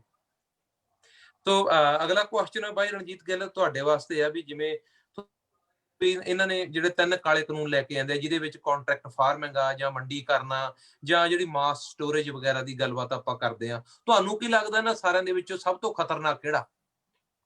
ਯਾਨੀ ਕਿ ਮੈਂ ਪਹਿਲਾਂ ਵੀ ਵੈਸੇ ਇਹਦੇ ਬਾਰੇ ਗੱਲ ਕਰ ਚੁੱਕਿਆ ਵਾਂ। ਸਭ ਤੋਂ ਖਤਰਨਾਕ ਤਾਂ ਜਿਹੜੀ ਜ਼ਖੀਰੇਬਾਜ਼ੀ ਆ, ਮਾਸ ਸਟੋਰੇਜ ਦਾ ਕਾਨੂੰਨ ਆ ਜਿਹੜਾ, ਉਹ ਸਾਰੇ 3 ਕਾਨੂੰਨਾਂ ਨੂੰ ਤੇ ਉਦੋਂ ਬਾਹਰ ਵਾਲਿਆਂ ਨੂੰ ਵੀ ਪ੍ਰਭਾਵਿਤ ਕਰਦਾ, ਕਿਉਂਕਿ ਉਹ ਮੇਨ ਚੀਜ਼ ਹੈ। ਵਪਾਰੀ ਵਰਗ ਦੀ ਇਹੀ ਚੀਜ਼ ਪਿਛਲੇ ਸਮਿਆਂ ਦੇ ਵਿੱਚ, ਆਪਾਂ ਬਹੁਤ ਛੋਟੇ ਸੀ ਉਦੋਂ, ਜਦੋਂ ਇਹਨੂੰ ਬਲੈਕ ਮਾਰਕੀਟ ਨੂੰ ਖਤਮ ਕਰਨ ਦੇ ਲਈ ਉਹਨਾਂ ਨੇ ਇਹ ਕਾਨੂੰਨ ਬਣਾਇਆ ਸੀਗਾ ਵੀ ਇੰਨੇ 100 ਬੋਰੀ ਜਾਂ ਇੰਨੇ 1000 ਬੋਰੀ ਤੋਂ ਵੱਧ ਕੋਈ ਵਪਾਰੀ ਉਹਨੂੰ ਸਟੋਰ ਨਹੀਂ ਕਰ ਸਕਦਾ। ਤੇ ਉਹੀ ਚੀਜ਼ ਜਿਹੜਾ ਇੱਥੇ ਇਹਨਾਂ ਨੇ ਇਹਦੇ ਵਿੱਚੋਂ ਇਹ ਚੀਜ਼ ਕੱਢ ਦਿੱਤੀ ਆ ਬਈ ਸਟੋਰੇਜ ਤੁਸੀਂ ਜਿੰਨੀ ਮਰਜ਼ੀ ਕਰ ਦਿਓ, ਅਨਲਿਮਿਟਡ ਕਰਤੀ। ਹੁਣ ਵਪਾਰੀ ਜਿਹੜਾ ਅਰਬਾਂਪਤੀ ਆ, ਉਹਨੇ 15 ਪਿੰਡਾਂ ਦੀ 10 ਪਿੰਡਾਂ ਦੀ ਸਾਰੀ ਕੇਰਾਂ ਚੱਕ ਲਈ, ਉਹ ਫਸਲ ਲੈ ਲਈ, ਆਲੂ ਆ ਚਾਹੇ ਉਹਦਾ, ਕਣਕ ਆ ਚਾਹੇ ਉਹ ਝੋਨਾ ਵਾ, ਉਹ ਚੱਕ ਲਿਆ ਇੱਕ ਵਾਰੀ ਸਾਰਾ, ਰਾਈਟ। ਉਹਨੂੰ ਲੈ ਕੇ ਉਹਨੇ ਉਹ ਆਪਦਾ ਸਟੋਰੇਜ ਕਰ ਲਿਆ। ਜਦੋਂ ਉਹਦੀ ਲੋੜ ਹੈ ਉਦੋਂ ਕੱਢਣਾ ਨਹੀਂ, ਰਾਈਟ। ਜਦੋਂ ਉਹਦੀ ਡਿਮਾਂਡ ਹੋਰ ਵੱਧਦੀ ਜਾਂਦੀ ਆ, ਉਦੋਂ ਉਹਨੇ ਆਪਦੇ ਮਨ ਭਾਉਂਦੇ ਭਾਅ ਤੇ ਉਹਨੂੰ ਵੇਚਣਾ ਵਾ। ਸੋ ਜਿਹੜਾ ਇਹ ਸਟੋਰੇਜ ਦਾ, ਅਨਲਿਮਿਟਡ ਸਟੋਰੇਜ ਦਾ ਕਾਨੂੰਨ ਆ, ਮੈਂ ਕਹਿੰਦਾ ਵੀ ਇਹ ਦੂਜੇ ਸਾਰੇ ਕਾਨੂੰਨਾਂ ਨਾਲੋਂ ਖਤਰਨਾਕ ਆ। ਇਹਦੇ ਵੱਲ ਧਿਆਨ ਦੇਣ ਦੀ ਲੋੜ ਹੈ। ਥੈਂਕ ਯੂ ਰਣਜੀਤ ਭਾਈ। ਸੋ ਅਗਲਾ ਸਵਾਲ ਸਰਦਾਰ ਹਰਕੇਸ਼ ਸਿੰਘ ਸਿੱਧੂ ਹੋਰਾਂ ਲਈ ਆ। ਜਿਵੇਂ ਤੁਹਾਨੂੰ ਪਤਾ ਜੀ, ਜਿਹੜੇ ਖੇਤੀ ਮੰਤਰੀ ਆ ਨਰਿੰਦਰ ਸਿੰਘ ਤੋਮਰ ਹੋਰੀ, ਤੇ ਉਹ ਕਹਿੰਦੇ ਆ ਵੀ ਅਸੀਂ ਕਿਸਾਨਾਂ ਦੇ ਨਾਲ ਗੱਲਬਾਤ ਕਰਨ ਵਾਸਤੇ ਤਿਆਰ ਆ, ਪਰ ਦੂਜੇ ਪਾਸੇ ਮੱਧ ਪ੍ਰਦੇਸ਼ ਦੇ ਵਿੱਚ ਜਾ ਕੇ ਉਹ ਇਹ ਗੱਲ ਕਹਿੰਦੇ ਆ ਵੀ ਜਿਹੜੀਆਂ ਕਿਸਾਨ ਜਥੇਬੰਦੀਆਂ ਦਿੱਲੀ ਬੈਠੀਆਂ ਹੈਗੀਆਂ ਵੀ ਉਹ ਇਸ ਸਮੇਂ ਮਾਓਵਾਦੀਆਂ ਦੇ ਹੱਥਾਂ ਤੇ ਚੜ੍ਹੀਆਂ ਹੋਈਆਂ ਜਾਂ ਖਾਲਿਸਤਾਨੀ ਸੋਚ ਨੂੰ ਉਹ ਪ੍ਰਣਾਈਆਂ ਹੋਈਆਂ ਹੈਗੀਆਂ। ਸੋ ਤੁਸੀਂ ਇਹਨੂੰ ਕਿਵੇਂ ਦੇਖਦੇ ਹੋ ਵੀ ਜਿਹੜਾ ਬਿਆਨ ਦਿੰਦੇ ਆ, ਇੱਕ ਪਾਸੇ ਉਹਨਾਂ ਕਿਸਾਨਾਂ ਨੂੰ ਉਹ ਮਾਓਵਾਦੀ ਕਹਿ ਰਹੀ ਆ ਤੇ ਦੂਸਰੇ ਪਾਸੇ ਕਹਿ ਰਹੇ ਅਸੀਂ ਗੱਲਬਾਤ ਕਰਨ ਨੂੰ ਤਿਆਰ ਆ, ਤੁਸੀਂ ਇਹਨੂੰ ਕਿਵੇਂ ਦੇਖਦੇ ਹੋ? ਮੈਂ ਜੇ ਇਜਾਜ਼ਤ ਹੋਵੇ, ਮੈਂ ਜਿਹੜਾ ਤੁਹਾਡਾ ਕੰਜ਼ਿਊਮਰ ਵਾਲਾ ਸੀਗਾ ਉਹਦੇ ਕੁਝ ਜੀ ਹਾਂ ਜੀ ਹਾਂ ਜੀ ਜ਼ਰੂਰ ਜ਼ਰੂਰ। ਜਿਹੜਾ ਇਹ ਕੰਜ਼ਿਊਮਰ ਜਿਹੜਾ ਹੈ ਇਹ ਬਣਾਇਆ, ਪਹਿਲਾਂ ਇਹਦੇ ਉੱਪਰ ਸੀਗਾ ਐਸੈਂਸ਼ੀਅਲ ਕਮੋਡਿਟੀਜ਼ ਐਕਟ, ਜ਼ਰੂਰੀ ਵਸਤਾਂ ਐਕਟ ਸੀਗਾ, ਉਹਨੂੰ ਰਿਪੀਲ ਕਰਤਾ। ਉਹਦੇ ਵਿੱਚ ਡਿਪਟੀ ਕਮਿਸ਼ਨਰ ਕੋਲੇ ਪਾਵਰਾਂ ਸੀਗੀਆਂ, ਮੈਂ 3 ਜ਼ਿਲ੍ਹਿਆਂ ਦਾ ਡਿਪਟੀ ਕਮਿਸ਼ਨਰ ਰਿਹਾ। ਉਹਦੇ ਸੀਗੇ ਕਿ ਜੇ ਕੋਈ ਬੰਦਾ ਸਟੋਰੇਜ ਕਰਦਾ ਹੈ, ਕੋਈ ਉਹਦੀ ਮੂਵਮੈਂਟ ਕਰਦਾ ਹੈ, ਕੋਈ ਉਹਦੀ ਮਾਰਕੀਟਿੰਗ ਕਰਦਾ ਹੈ, ਕੋਈ ਜ਼ਖੀਰੇਬਾਜ਼ੀ ਕਰਦਾ ਹੈ, ਵੱਧ ਪਾ ਤੇ ਵੇਚਦਾ, ਉਹਦਾ ਬਿੱਲ ਨਹੀਂ ਦਿਖਾਉਂਦਾ, ਉਹਦੀ ਕੈਸ਼ ਬੁੱਕ ਨਹੀਂ ਦਿਖਾਉਂਦਾ, ਸਟੋਰ ਨਹੀਂ ਦਿਖਾਉਂਦਾ, ਉਹਦੇ ਤੇ 7 ਸਾਲਾਂ ਦੀ ਉਹਨੂੰ ਕੈਦ ਹੁੰਦੀ ਸੀ, ਉਹਦੀ ਜ਼ਮਾਨਤ ਨਹੀਂ ਸੀ ਹੁੰਦੀ, ਮੈਂ ਬੰਦੇ ਅੰਦਰ ਦਿੱਤੇ ਕਰਕੇ। ਜੇ ਮੈਂ ਕਹਿੰਦਾ ਕਿ ਜੇ ਉਸ ਕਾਨੂੰਨ ਦੇ ਹੁੰਦਿਆਂ ਹੋਇਆਂ ਵੀ ਜ਼ਖੀਰੇਬਾਜ਼ੀ ਨਹੀਂ ਹਟੀ, ਅੱਜ ਤੁਸੀਂ ਉਹ 7 ਸਾਲ ਦੀ ਕੈਦ ਖਤਮ ਕਰਤੀ ਕਿ ਵੱਧ ਤੋਂ ਵੱਧ ਉਹਨੂੰ 50 ਲੱਖ ਜੁਰਮਾਨਾ ਹੋ ਸਕਦਾ। ਕਰੋੜਾਂ 50 ਲੱਖ ਜੁਰਮਾਨਾ ਕੀ ਮੈਟਰ ਕਰਦਾ?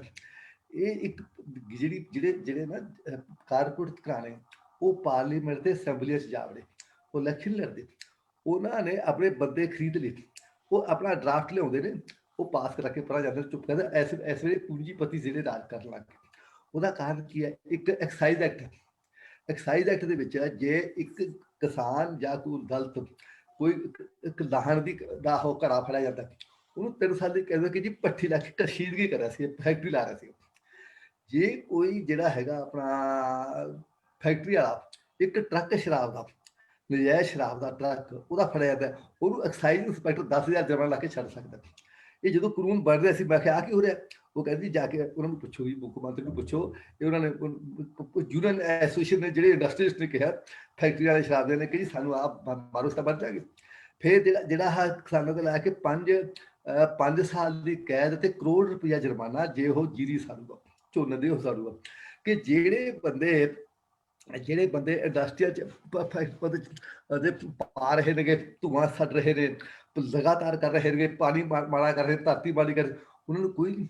ਇਹ ਜਿਹੜੇ ਨੇ ਕਾਰਪੋਰੇਟ ਵਾਲਾ ਜਿਹੜਾ ਅੱਗੇ ਅੰਗਰੇਜ਼ ਦਾ ਕੀ ਕਿ ਬਾਣੀਏ ਨੂੰ ਕੈਦ, ਜੱਟ ਨੂੰ ਜੁਰਮਾਨਾ, ਕਿ ਜੱਟ ਨੂੰ ਜੁਰਮਾਨਾ ਹੋ ਗਿਆ, ਜ਼ਮੀਨ ਵਿਕ ਜੂਗੀ, ਬਾਣੀਏ ਨੂੰ ਕੈਦ ਹੋ ਗਈ, ਦੁਕਾਨ ਬੰਦ ਹੋ ਗਈ। ਤੇ ਇਹ ਉਲਟਾ ਹੋ ਗਿਆ ਕਿ ਇਸ ਕਰਕੇ ਕੈਦ ਤੋਂ ਬਚੋ, ਜੁਰਮਾਨਾ ਭਰਨਾ ਜ਼ਰੂਰ ਕਰੋ। ਸੋ ਇਹ ਉਸ ਪਾਲਿਸੀ ਦਾ ਸਿੱਟਾ ਸੀਗਾ। ਇਹਦੇ ਨਾਲ ਸਾਰੀ ਦੁਨੀਆ ਪ੍ਰਭਾਵਿਤ ਹੋਏਗੀ।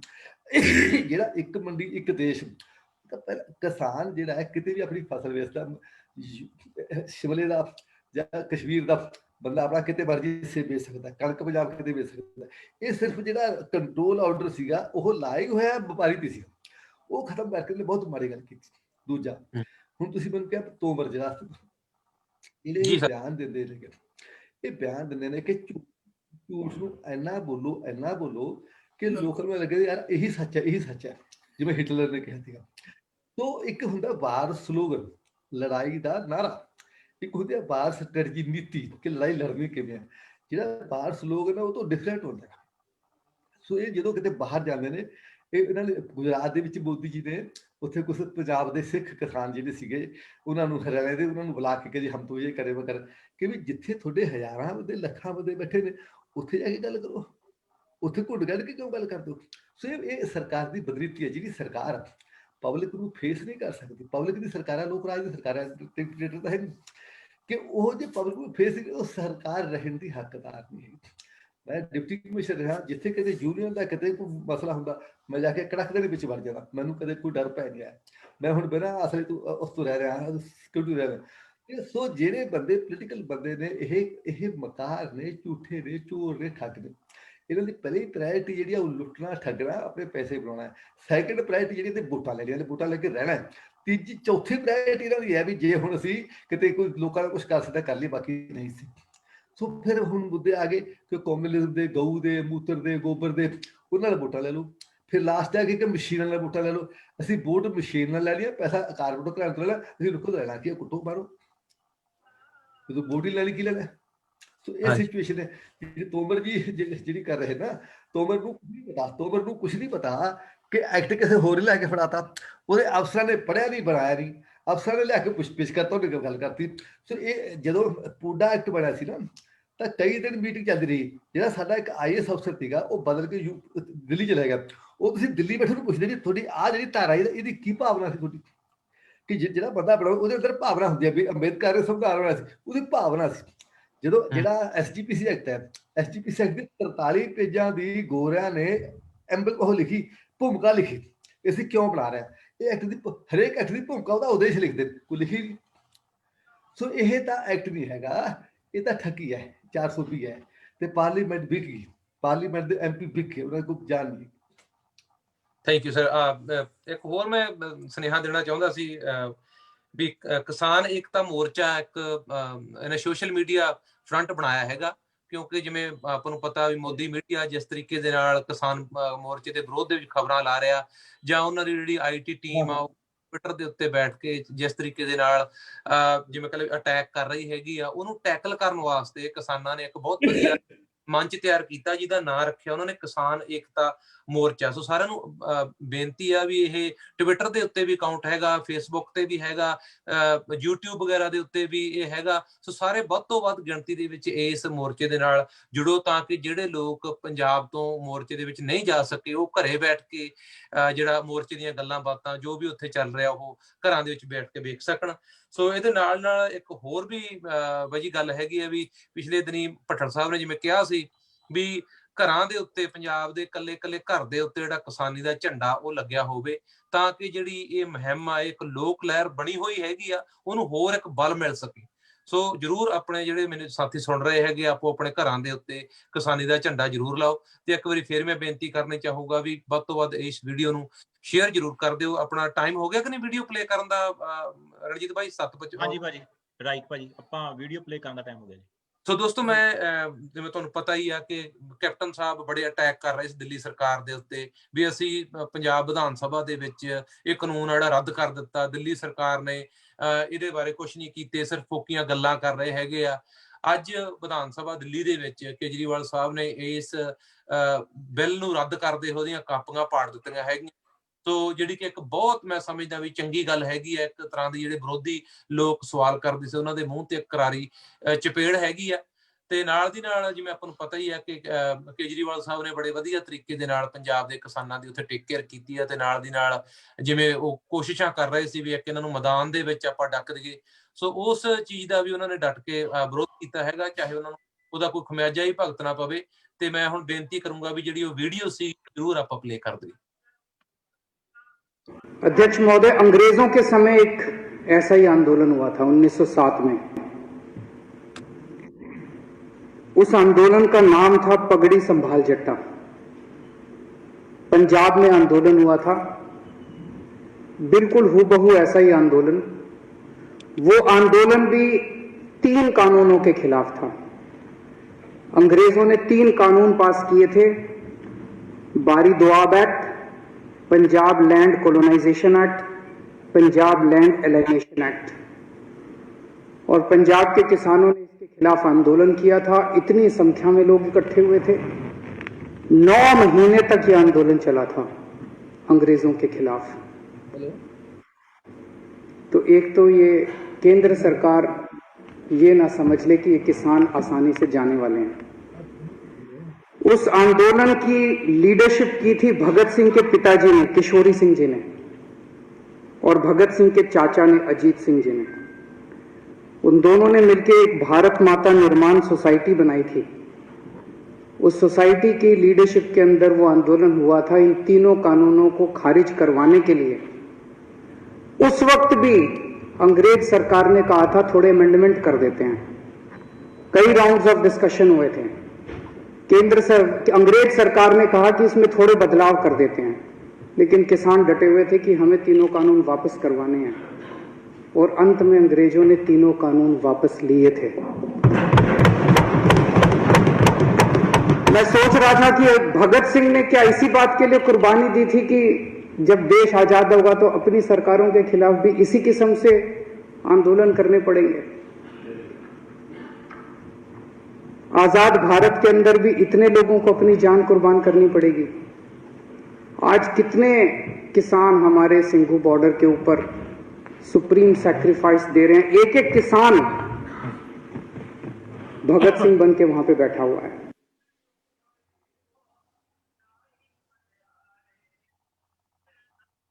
ਜੀ ਥੈਂਕ ਯੂ ਅਮਰਜੀਤ, ਬਹੁਤ ਬਹੁਤ ਧੰਨਵਾਦ। ਜਿਸ ਤਰੀਕੇ ਨਾਲ ਕੇਜਰੀਵਾਲ ਸਾਹਿਬ ਨੇ ਗੱਲ ਕੀਤੀ ਆ ਵੀ 1907 ਦੇ ਵਿੱਚ ਜਦੋਂ ਅੰਗਰੇਜ਼ਾਂ ਦਾ ਰਾਜ ਸੀ ਤੇ ਉਸ ਵੇਲੇ ਵੀ ਇਦਾਂ ਦੇ ਜਿਹੜੇ ਖੇਤੀ ਵਿਰੋਧੀ 3 ਕਾਨੂੰਨ ਆਏ ਸੀਗੇ ਤੇ ਉਸ ਸਮੇਂ ਭਗਤ ਸਿੰਘ ਦੇ ਚਾਚਾ ਜੀ ਅਜੀਤ ਸਿੰਘ ਹੋਰਾਂ ਵੱਲੋਂ ਪਗੜੀ ਜਿਹੜੀ ਲਹਿਰ ਸੀ ਉਹ ਚਲਾਈ ਗਈ ਸੀ ਤੇ 9 ਮਹੀਨੇ ਅੰਦੋਲਨ ਚੱਲਿਆ ਸੀ। ਸੋ ਮੈਂ ਕੁਐਸਚਨ ਅਮਰਜੀਤ ਤੁਹਾਨੂੰ ਹੀ ਕਰਨਾ ਚਾਹੂਗਾ, ਕੀ ਤੁਹਾਨੂੰ ਲੱਗਦਾ ਵੀ ਜਿਹੜੇ ਪੰਜਾਬ ਦੇ ਲੋਕ ਹੈਗੇ ਆ ਇਸ ਟਾਈਮ ਜਿਵੇਂ ਕਹਿੰਦਾ ਵੀ 9 ਮਹੀਨੇ ਅੰਦੋਲਨ ਕਰਨ ਵਾਸਤੇ ਤਿਆਰ ਆ? ਬਿਲਕੁਲ ਭਾਜੀ, ਇਹੋ ਦੇਖੋ ਇਹਦੇ ਵਿੱਚ ਕੋਈ ਦੋ ਰਾਏ ਨਹੀਂ ਇਸ ਵਕਤ ਹੈਗੀ ਕਿ ਲੋਕਾਂ ਦੇ ਵਿੱਚ ਜੋਸ਼ ਹੋਸ਼ ਦੋਨੇ ਬਰਕਰਾਰ ਨੇ। ਪਲੈਨਿੰਗ ਅਹੈਡ ਚੱਲ ਰਹੀ ਆ ਸਾਰਿਆਂ ਦੀ। ਇਹ ਬਿਲਕੁਲ ਉਹਨਾਂ ਨੇ ਕਿਹਾ ਵੀ ਅਸੀਂ 6 ਮਹੀਨੇ ਦਾ ਜਿਹੜਾ ਆਪਣਾ ਸਮਾਨ ਆ ਉਹ ਨਾਲ ਲੈ ਕੇ ਆਏ ਆ, ਔਰ 6 ਮਹੀਨੇ ਦਾ ਜਿਹੜਾ ਸਮਾਨ ਆ ਅਜੇ ਤੱਕ ਪਿਆ ਹੋਇਆ, ਜਿਹੜੇ ਇੰਨੀ ਉਹਨਾਂ ਨੂੰ ਹੈਲਪ ਮਿਲ ਰਹੀ ਆ ਕਿ ਉਹ ਫੂਡ ਜੋ ਲੈ ਕੇ ਆਏ ਆ ਹਜੇ ਤੱਕ ਪਿਆ ਹੋਇਆ। ਇਹਦਾ ਮਤਲਬ ਇਹ ਆ ਭਾਜੀ ਕਿ ਜਿਹੜੀ ਪਲੈਨਿੰਗ ਜਿਹੜੀ ਸੀ ਨਾ ਇਹੋ ਬਹੁਤ ਜ਼ਬਰਦਸਤ ਸੀ। ਜਦੋਂ ਕੋਈ ਪਲੈਨਿੰਗ ਦੇ ਮੋਢੀ ਜਿਹੜੇ ਹੁੰਦੇ ਆ ਨਾ ਉਹ ਸਮਝਦਾਰ ਹੋਣ, ਉਹਨਾਂ ਦੇ ਸੋਚਣ ਦਾ ਢੰਗ ਆਮ ਬੰਦਿਆਂ ਤੋਂ ਉੱਪਰ ਹੋਵੇ ਤਾਂ ਉਹ ਪਲੈਨਿੰਗ ਕਦੀ ਫੇਲ ਨਹੀਂ ਹੁੰਦੀ, ਜਿਹੜੇ ਕਿ ਅਸੀਂ ਅੱਜ ਲੀਡਰਾਂ 'ਚ ਦੇਖ ਰਹੇ ਹਾਂ, ਆਪਣੇ ਕਿਸਾਨ ਯੂਨੀਅਨ ਦੇ ਲੀਡਰਾਂ 'ਚ ਦੇਖ ਰਹੇ ਹਾਂ। ਪਹਿਲਾਂ 2 ਮਹੀਨੇ ਉਹ ਪੰਜਾਬ 'ਚ ਬੈਠੇ ਰਹੇ, ਜਦੋਂ ਉਹਨਾਂ ਨੇ ਦੇਖਿਆ ਵੀ ਹੁਣ ਇਹ ਬੋਲੀ ਸਰਕਾਰ ਸਾਡੀ ਗੱਲ ਨਹੀਂ ਸੁਣਦੀ, ਉਦੋਂ ਉਹਨਾਂ ਨੇ ਦਿੱਲੀ ਵੱਲ ਕੂਚ ਕੀਤਾ ਔਰ ਬੜੀ ਪਲੈਨਿੰਗ ਦੇ ਨਾਲ ਅੱਜ ਜੇ ਅਸੀਂ ਇਹ ਦੇਖੀਏ ਵੀ 2 ਮਹੀਨੇ 15 ਦਿਨ ਤੋਂ ਜ਼ਿਆਦਾ ਟਾਈਮ ਹੋ ਗਿਆ, ਕੋਈ ਵੀ ਇਹੋ ਜਿਹੀ ਘਟਨਾ ਨਹੀਂ ਹੋਈ ਵੀ ਜਿਹੜੀ ਕਿ ਇਸ ਅੰਦੋਲਨ ਦੇ ਖਿਲਾਫ ਗਈ ਹੋਵੇ। ਹਾਂ, ਮੋਦੀ ਮੀਡੀਆ ਜੋ ਮਰਜ਼ੀ ਕਹੀ ਜਾਵੇ ਉੱਥੇ, ਇਹ ਗੱਲ ਵੱਖਰੀ ਆ, ਪਰ ਜਿਹੜਾ ਅਸਲੀਅਤ ਆ ਇਸ ਵਕਤ ਪਰਮਾਤਮਾ ਦੀ ਕਿਰਪਾ ਦੇ ਨਾਲ, ਜਿਹੜੇ ਆਪਣੇ ਮੋਢੀ ਆ ਉਹਨਾਂ ਦੀ ਸਮਝ ਦੇ ਨਾਲ ਜੋ ਅੱਜ ਤੱਕ ਦਾ ਹੁਣ ਦਾ ਰਿਜ਼ਲਟ ਕੱਢਿਆ, ਵੀ ਕੋਈ ਵੀ ਇਹੋ ਜਿਹੀ ਘਟਨਾ ਨਹੀਂ ਹੋਈ ਜਿਹੜੀ ਕਿ ਅਸੀਂ ਕਹਿ ਸਕੀਏ ਕਿ ਇਹੋ ਅਗੇਂਸਟ ਜਾਂ ਕੋਈ ਇਹੋ ਜਿਹਾ ਕਿਸੇ ਨੇ ਉੱਥੇ ਬੱਸਾਂ ਭੰਨੀਆਂ ਜਾਂ ਉੱਥੇ ਕਿਸੇ ਨੇ ਕੋਈ ਨੁਕਸਾਨ ਕੀਤਾ। ਤੇ ਬੀਜੇਪੀ ਵਾਲਿਆਂ ਨੂੰ ਤਾਂ ਹੀ ਸੁਣ ਰਿਹਾ ਕਿਉਂਕਿ ਉਹਨਾਂ ਦੇ ਜਿਹੜੇ ਅੰਦੋਲਨ ਹੁੰਦੇ ਆ ਉਹਨਾਂ ਦੇ ਵਿੱਚ ਉਹ ਬੱਸਾਂ ਹੀ ਭੰਨਦੇ ਆ, ਬੱਸਾਂ ਭੰਨਦੇ ਆ, ਲੋਕਾਂ ਦੇ ਘਰ ਭੰਨਦੇ ਆ ਜਾਂ ਜਲਾਉਂਦੇ ਆ। ਇਹ ਤਾਂ ਕਰਕੇ ਉਹ ਇਸ ਅੰਦੋਲਨ ਨੂੰ ਅੰਦੋਲਨ ਨਹੀਂ ਮੰਨ ਰਹੇ ਕਿਉਂਕਿ ਉਹਨਾਂ ਨੂੰ ਲੱਗ ਹੀ ਨਹੀਂ ਰਿਹਾ ਹੈ ਅੰਦੋਲਨ ਹੈ ਉਹਨਾਂ ਦੇ ਹਿਸਾਬ ਦੇ ਨਾਲ। ਪਰ ਇਹ ਬੈਸਟ ਅੰਦੋਲਨ ਹੈ ਜੀ, ਔਰ ਨੀਟੇ ਭਾਜੀ ਇਹੋ ਲੌਂਗ ਚੱਲੂਗਾ। ਦਾ ਰੀਜ਼ਨ ਇਹ ਆ ਕਿ ਇਹਦੇ ਪਿੱਛੇ ਬੁੱਧੀ ਬਹੁਤ ਵਧੀਆ ਕੰਮ ਕਰ ਰਹੀ ਆ, ਲੋਕਾਂ ਦਾ ਜੋਸ਼ ਆ, ਭਾਈਚਾਰਾ ਆ, ਔਰ ਇਹਨਾਂ ਨੇ ਇਸ ਅੰਦੋਲਨ ਨੂੰ ਮੇਲਾ ਬਣਾਤਾ ਭਾਜੀ। ਮੇਲੇ 'ਚ ਜਾਣਾ ਕੌਣ ਨਹੀਂ ਪਸੰਦ ਕਰਦਾ, ਸਾਰੇ ਮੇਲੇ 'ਚ ਜਾਣਾ ਪਸੰਦ ਕਰਦੇ ਆ। ਉੱਥੇ ਉਹਨਾਂ ਨੇ ਬਾਰਡਰ ਦੇ ਉੱਤੇ ਉਸ ਅੰਦੋਲਨ ਨੂੰ ਇੱਕ ਮੇਲਾ ਬਣਾਤਾ। ਇਹ ਪਹਿਲੀ ਵਾਰੀ ਹੋਇਆ ਇਤਿਹਾਸ ਦੇ ਵਿੱਚ ਕਿ ਪੰਜਾਬੀਆਂ ਨੇ ਕੋਈ ਬਾਕੀ ਤੁਸੀਂ ਅੰਦੋਲਨ ਦੇਖ ਲਓ, ਜੇ ਅੰਦੋਲਨ ਹੁੰਦੇ ਆ ਤਾਂ ਲਾਠੀਆਂ ਚੱਲਦੀਆਂ, ਲੋਕੀ ਥਾਸ਼ ਹੁੰਦੇ ਆ। ਇਹ ਪਹਿਲਾ ਅੰਦੋਲਨ ਆ ਜਿੱਥੇ ਲੋਕੀ ਚਾਅ ਨਾਲ ਜਾ ਰਹੇ ਆ ਵੀ ਮੈਂ ਯਾਰ ਜਾ ਕੇ ਉੱਥੇ ਹਿੱਸਾ ਲਵਾਂ। ਇਹ ਬਹੁਤ ਵੱਡੀ ਗੱਲ ਹੈ ਭਾਜੀ। ਇੱਥੋਂ ਇਹ ਸਰਕਾਰ ਨੂੰ ਸਮਝ ਜਾਣਾ ਚਾਹੀਦਾ ਕਿ ਹੁਣ ਪਿੱਛੇ ਹਟਣ ਵਾਲੇ ਨਹੀਂ ਹੈਗੇ। ਤੁਹਾਨੂੰ ਜਿੰਨੀ ਜਲਦੀ ਤੁਸੀਂ ਗੱਲ ਮੰਨ ਲਓਗੇ ਤੁਹਾਡਾ ਓਨਾ ਹੀ ਫਾਇਦਾ ਆ, ਜਿੰਨਾ ਤੁਸੀਂ ਡਿਲੇ ਪਾਉਂਦੇ ਜਾਓਗੇ ਇਹ ਤੁਹਾਡਾ ਓਨਾ ਹੀ ਜ਼ਿਆਦਾ ਨੁਕਸਾਨ ਆ, ਔਰ ਇਹ ਅੰਦੋਲਨ ਲੰਬਾ ਚੱਲਣਾ ਭਾਜੀ। ਹਾਂਜੀ ਭਾਜੀ। ਬਾਕੀ ਮੈਂ ਤੁਹਾਨੂੰ ਇੱਕ ਸਵਾਲ ਹੋਰ ਕਰਨ ਲੱਗਿਆ ਵੀ ਕੇਜਰੀਵਾਲ ਸਰਕਾਰ ਨੇ ਜਿਹੜਾ ਇਹ ਫੈਸਲਾ ਲਿਆ, ਕਾਨੂੰਨਾਂ ਨੂੰ ਰੱਦ ਕੀਤਾ, ਦਿੱਲੀ ਵਿਧਾਨ ਸਭਾ ਦੇ ਵਿੱਚ ਕਾਨੂੰਨਾਂ ਦੀਆਂ ਕਾਪੀਆਂ ਪਾੜੀਆਂ ਹੈਗੀਆਂ, ਤੁਸੀਂ ਇਹਨੂੰ ਕਿਵੇਂ ਵੇਖਦੇ ਹੋ?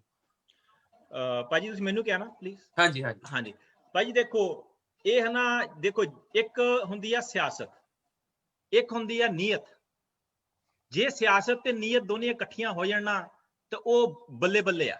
ਜਿੱਦਾਂ ਕੈਨੇਡਾ ਦੇ ਆਪਣੇ ਪ੍ਰਧਾਨ ਮੰਤਰੀ ਨੇ, ਜੋ ਰਾਸ਼ਟਰਪਤੀ ਨੇ, ਉਹਨਾਂ ਦੀ ਸਿਆਸਤ ਤੇ ਨੀਅਤ ਦੋਨੀ ਇਕੱਠੀ ਆ। ਉਹ ਦੇਖ ਲਓ ਕਿੰਨਾ ਵਧੀਆ ਕਰ ਰਹੇ ਆ। ਯਾਨੀ ਕਿ ਹਰ ਸਿਆਸਤ ਦਾ ਮਤਲਬ ਇਹ ਨਹੀਂ ਹੁੰਦਾ ਵੀ ਤੁਸੀਂ ਮਾੜੇ ਕੰਮ ਕਰਨੇ ਆ, ਸਿਆਸਤ ਤਾਂ ਹੁੰਦੀ ਆ ਵੀ ਤੁਸੀਂ ਲੋਕਾਂ ਲਈ ਚੰਗੇ ਕੰਮ ਕਰਨੇ, ਲੋਕਾਂ ਬਾਰੇ ਸੋਚਣਾ। ਹੁਣ ਜਿਹੜੇ ਕੇਜਰੀਵਾਲ ਜੀ ਨੇ ਇਹ ਤਿੰਨੇ ਆਰਡੀਨੈਂਸ ਪਾੜੇ ਆ ਉੱਥੇ ਸਭਾ ਦੇ ਵਿੱਚ, ਇਹ ਬਹੁਤ ਵੱਡੀ ਗੱਲ ਆ। ਇੱਕ ਸੀਐਮ ਨੇ ਸਭ ਤੋਂ ਪਹਿਲਾਂ ਦੇਖੋ, ਜੇ ਅੱਜ ਇਸ ਅੰਦੋਲਨ ਦੇ ਵਿੱਚ ਕੋਈ ਸੀਐਮ ਸਾਥ ਦੇ ਰਿਹਾ ਤਾਂ ਸਿਰਫ ਕੇਜਰੀਵਾਲ ਆ, ਜਿਹਨੇ ਕਿ ਅੱਗੇ ਹੋ ਕੇ ਇਸ ਅੰਦੋਲਨ ਦਾ ਸਾਥ ਦਿੱਤਾ। ਪਹਿਲੇ ਨੰਬਰ ਤੇ ਸਟੇਡੀਅਮ ਨਹੀਂ ਦਿੱਤੇ, ਇਹ ਅੰਦੋਲਨ ਨੂੰ ਕੁਚਲਿਆ ਜਾ ਸਕਦਾ ਹੈ ਜੇ ਸਟੇਡੀਅਮ ਮਿਲ ਜਾਂਦੇ ਤਾਂ। ਦੂਜਾ, ਅੱਜ ਆਰਡੀਨੈਂਸ ਪਾੜ ਕੇ ਉਹਨਾਂ ਨੇ ਇਹ ਦੱਸ ਦਿੱਤਾ ਵੀ ਅਸੀਂ ਤੁਹਾਡੇ ਖਿਲਾਫ ਆ, ਅਸੀਂ ਕਿਸਾਨਾਂ ਦੇ ਨਾਲ ਖੜੇ ਆ। ਔਰ ਇਹਦੇ ਨਾਲ ਪਬਲਿਕ ਨੂੰ ਵੀ ਹੌਸਲਾ ਮਿਲਦਾ ਕਿ ਇੱਕ ਪੋਜੀਸ਼ਨ ਆ ਉਸ ਬੰਦੇ ਦੀ ਦਿੱਲੀ ਦੇ ਵਿੱਚ, ਇੱਕ ਸੀਐਮ ਆ ਉਹ ਸਾਡੇ ਨਾਲ ਖੜਾ। ਮੈਂ ਤਾਂ ਕੈਪਟਨ ਸਾਹਿਬ ਨੂੰ ਵੀ ਕਹਿੰਦਾ, ਕੈਪਟਨ ਸਾਹਿਬ ਅਜੇ ਤੱਕ ਦੇਰ ਨਹੀਂ ਹੋਈ, ਜੇ ਕਿਤੇ ਤੁਸੀਂ ਇਹੋ ਬਿੱਲ ਪਾੜ ਦਿਓ ਅੱਜ ਤਿੰਨੇ ਦੇ ਤਿੰਨੇ ਹੀ, ਤਾਂ ਪੰਜਾਬ ਸਾਰਾ ਤੁਹਾਡੇ ਨਾਲ ਖੜਾ ਹੋ ਜਾਊਗਾ। ਸਿਰਫ ਤੁਸੀਂ 3 ਬਿੱਲ ਪਾੜ ਦਿਓ ਅੱਜ ਆਪਣੇ, ਤੁਸੀਂ ਕਿਸੇ ਆਪਣੇ ਕੋਈ ਸਭਾ ਬੁਲਾ ਕੇ ਪਲੀਜ਼।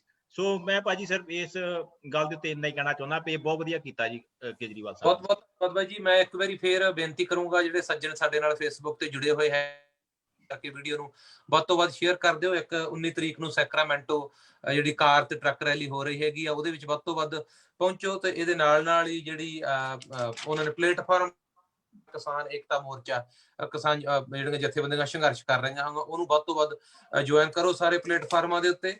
ਸੋ ਅਗਲਾ ਕੁਐਸਚਨ ਬਾਈ ਰਣਜੀਤ ਮੇਰਾ ਤੁਹਾਨੂੰ ਆ ਵੀ ਜਿਹੜੀ ਸਰਕਾਰ ਆ ਉਹ ਇਸ ਟਾਈਮ ਅੰਦਰੋਂ ਅੰਦਰੀ ਤਾਂ ਡਰੀ ਹੋਈ ਆ, ਤੇ ਉਹਦੇ ਨਾਲ ਹੱਥ ਕੰਡੇ ਵੀ ਬੜੇ ਕਸੂਤੇ ਵਰਤ ਰਹੀ ਆ। ਕਿਤੇ ਬਨੌਟੀ ਜਿਹੜੀਆਂ ਕਿਸਾਨ ਯੂਨੀਅਨ ਆ ਉਹਨਾਂ ਨੂੰ ਅੱਗੇ ਲਿਆ ਕੇ ਖੜਾ ਕੀਤਾ ਜਾ ਰਿਹਾ, ਤੇ ਕਿਤੇ ਜਿਵੇਂ ਕਹਿੰਦੇ ਹੁੰਦੇ ਆ ਵੀ ਹਰਿਆਣੇ ਦੇ ਵਿੱਚ ਸਤਲੁਜ ਯਮੁਨਾ ਲਿੰਕ ਨਹਿਰ ਦੇ ਨਾਂ ਦੇ ਉੱਤੇ ਹਰਿਆਣਵੀ ਕਿਸਾਨਾਂ ਨੂੰ ਭੜਕਾਉਣ ਦੀ ਕੋਸ਼ਿਸ਼ ਕੀਤੀ ਜਾ ਰਹੀ ਆ। ਕਿਤੇ ਜਾਤੀਵਾਦ ਦਾ ਪੱਤਾ ਖੇਡਿਆ ਜਾ ਰਿਹਾ, ਕਿਤੇ ਖਾਲਿਸਤਾਨ ਦਾ। ਤੁਸੀਂ ਇਸ ਪੂਰੇ ਵਰਤਾਰੇ ਨੂੰ ਕਿਵੇਂ ਵੇਖਦੇ ਹੋ ਬਾਈ ਰਣਜੀਤ ਗਿੱਲ? ਨੀਟੇ ਵੀਰ, ਇਹ ਪਹਿਲੇ ਦਿਨ ਤੋਂ ਹੀ ਜਦੋਂ ਇਹ ਆਪਣੇ ਬੀਜੇਪੀ ਸਰਕਾਰ ਹੈਗੀ ਆ ਜਾਂ ਇਹ ਪਾਰਟੀ ਆ, ਇਹਨਾਂ ਦਾ ਰਾਜਨੀਤੀ ਦਾ ਢੰਗ ਹੀ ਇਹ ਰਿਹਾ ਹੈਗਾ। ਤੇ ਜਿਸ ਤਰ੍ਹਾਂ ਤੁਸੀਂ ਪਿਛਲੇ ਸਾਲਾਂ ਦੀਆਂ ਚੋਣਾਂ ਦੇਖ ਲਓ ਜਾਂ ਇਹਨਾਂ ਦੇ ਚੋਣ ਮੈਨੀਫੈਸਟੋ ਵੇਖ ਲਓ, ਰਾਈਟ। ਤੇ ਇਹ ਜਿਹੜੀ ਇਹਨਾਂ ਦਾ ਚੋਣਾਂ ਜਿੱਤਣ ਦਾ, ਜਿਸ ਤਰ੍ਹਾਂ ਸਿੱਧੂ ਸਾਹਿਬ ਨੇ ਵੀ ਕਿਹਾ ਸੀਗਾ, ਜਿਹੜੀਆਂ ਸਰਕਾਰਾਂ ਨੂੰ ਲੋਕ ਰਾਏ ਨਾਲ ਬਣਦੀਆਂ ਨੇ, ਉਹਨਾਂ ਨੂੰ ਇਹ ਡਰ ਹੁੰਦਾ ਵੀ ਅਗਲੇ ਸਾਲ ਅਸੀਂ ਜਾਂ 5 ਸਾਲਾਂ ਬਾਅਦ ਫਿਰ ਲੋਕਾਂ ਵਿੱਚ ਜਾਣਾ, ਰਾਈਟ। ਉਹ ਚੀਜ਼ ਤੋਂ ਡਰਦੀਆਂ ਵੀ ਕਿਸੇ ਨਾਲ ਕੋਈ ਧੱਕਾ ਨਾ ਹੋਵੇ, ਕੁਝ ਹੋਰ ਨਾ ਹੋਵੇ। ਜਦੋਂ ਸਰਕਾਰ ਨੂੰ ਇਹ ਫਿਕਰ ਨਾ ਰਹੇ ਕਿ ਮੈਂ ਚੋਣਾਂ ਤਾਂ ਜਿੱਤ ਹੀ ਜਾਣੀਆਂ, ਮੇਰੇ ਕੋਲੇ ਟੂਲ ਪਿਆ ਵਾ, ਰਾਈਟ, ਮੇਰੇ ਕੋਲੇ ਇੰਸਟਰੂਮੈਂਟ ਹੈਗੇ ਆ, ਮੈਂ ਲੋਕਾਂ ਦਾ ਵੋਟ ਮੰਗਣੀ ਨਹੀਂ ਗੀ, ਉਦੋਂ ਸਰਕਾਰ ਧੱਕਾ ਕਰਦੀਆਂ ਨੇ, ਜਿਹੜਾ ਕਿ ਧੱਕਾ ਇਹ ਹੋ ਰਿਹਾ ਵਾ।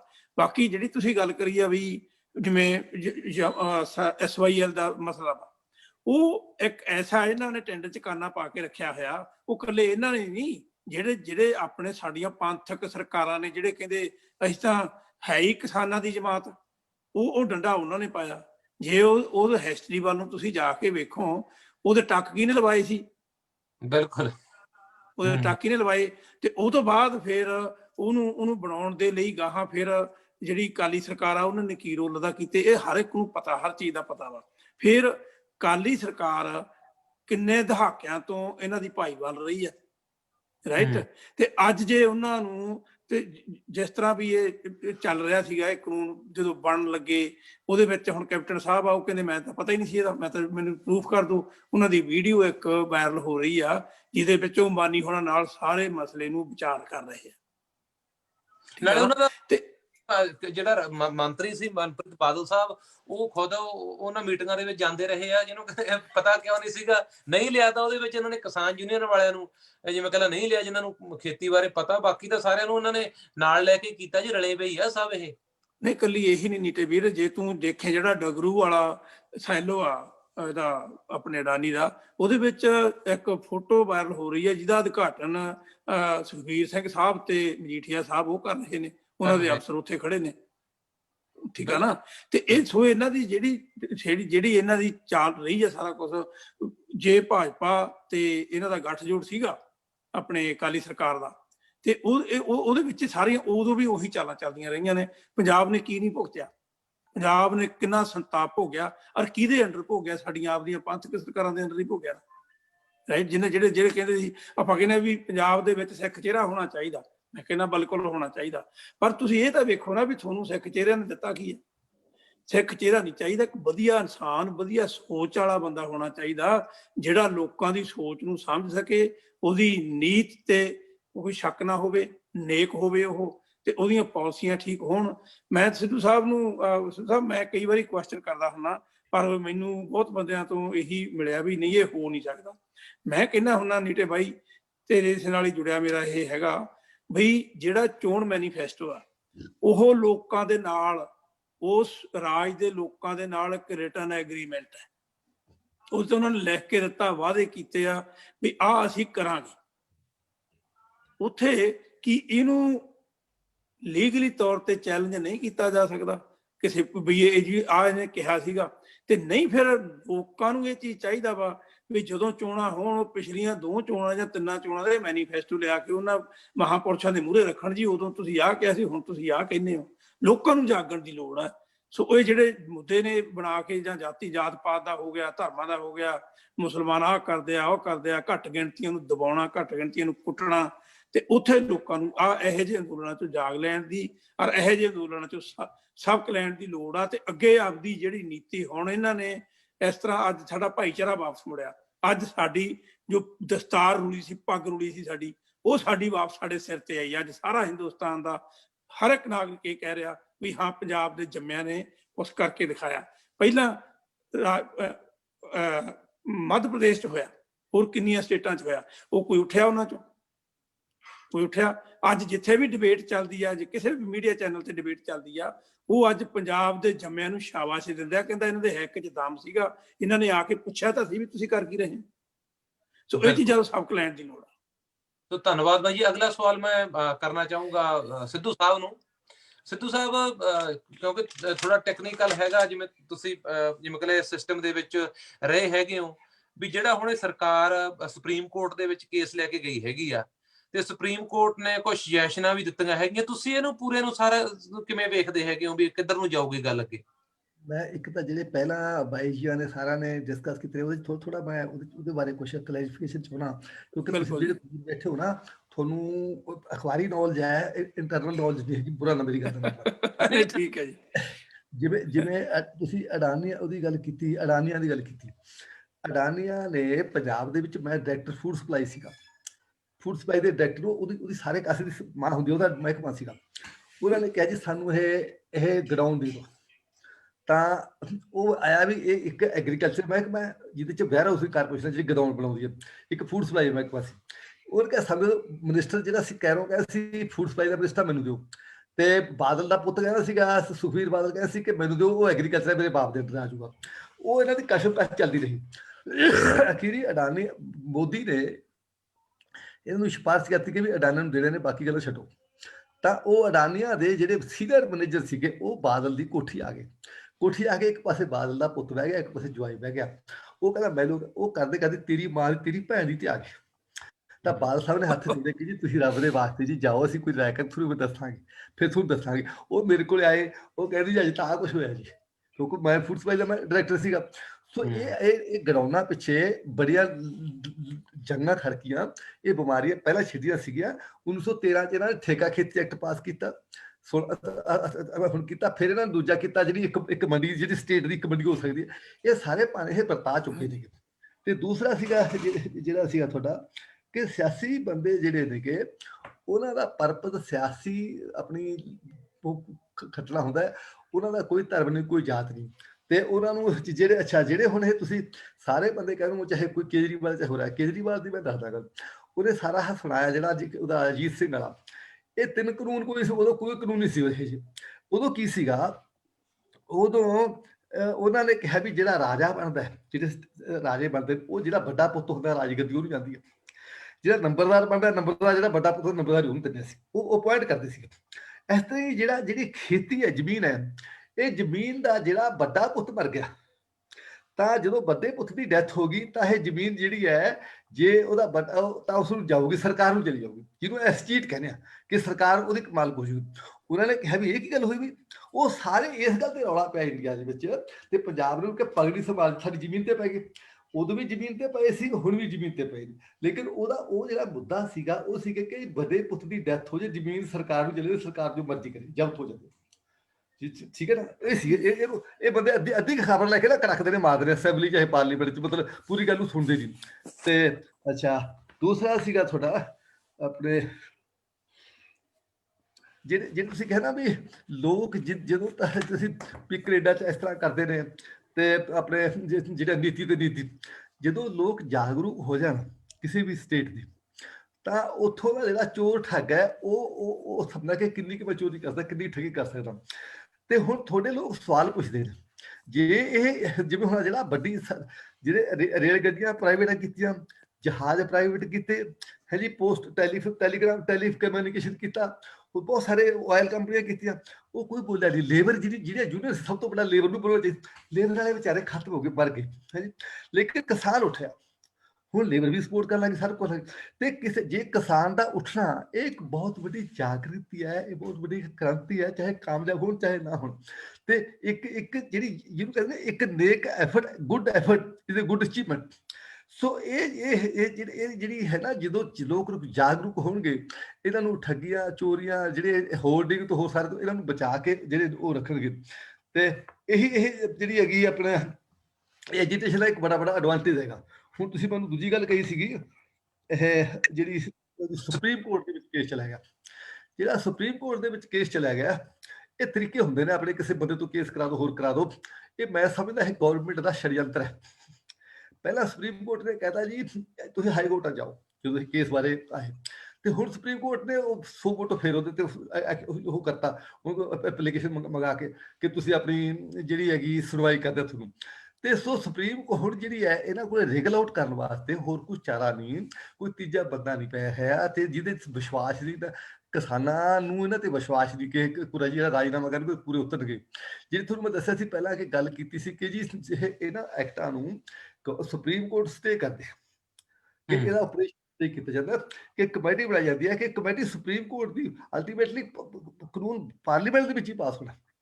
ਜਦੋਂ ਅੰਨਾ ਹਜ਼ਾਰੇ ਦੀ ਮੂਵਮੈਂਟ ਚੱਲੀ ਸੀਗੀ ਤਾਂ ਉਦੋਂ ਬੜੀ ਮੂਵਮੈਂਟ ਚੱਲੀ ਉਹਦੇ ਲੋਕਪਾਲ ਵਾਸਤੇ, ਲੇਕਿਨ ਸਾਰੇ ਸਿਆਸੀ ਪਾਰਟੀਆਂ ਦੇ ਬੰਦੇ ਅੰਦਰੋਂ ਅੰਦਰ ਇਕੱਠੇ ਹੋ ਗਏ ਕਿ ਜੀ ਆਹ ਕੰਮ ਦੇਖੀ ਨਹੀਂ ਸੀ ਕਦੇ, ਕਿ ਜੀ ਪਾਰਲੀਮੈਂਟ ਕਿੱਧਰ ਗਈ, ਇਹ ਤਾਂ ਬਾਹਰਲੇ ਬੈਠੇ ਬੰਦੇ ਕਾਨੂੰਨ ਬਣਾਉਂਦੇ ਕਿ ਕਾਨੂੰਨ, ਫਿਰ ਇਲੈਕਸ਼ਨ ਲੜ ਕੇ ਆਓ, ਫਿਰ ਇਹ ਕੇਜਰੀਵਾਲ ਫਿਰ ਇਲੈਕਸ਼ਨ ਲੜ ਕੇ ਆਏ, ਇਹਨਾਂ ਦੀ ਪਾਰਟੀ ਬਣਾਈ। ਸੋ ਮੇਰਾ ਕਹਿਣ ਤੋਂ ਭਾਵ ਹੈਗਾ ਕਿ ਜਿਹੜੇ ਇਹ ਸੁਪਰੀਮ ਕੋਰਟ ਦਾ ਹੈ, ਇਹ ਇੱਕ ਇਹਨਾਂ ਨੇ ਆਪਣੀ ਇੱਜ਼ਤ ਨੂੰ ਬਚਾਉਣ ਵਾਸਤੇ ਇਹ ਕੀਤਾ। ਹੁਣ ਕਿਸਾਨ ਇਹਨੂੰ ਮੰਨਦੇ ਨੇ ਕਿ ਨਹੀਂ ਮੰਨਦੇ?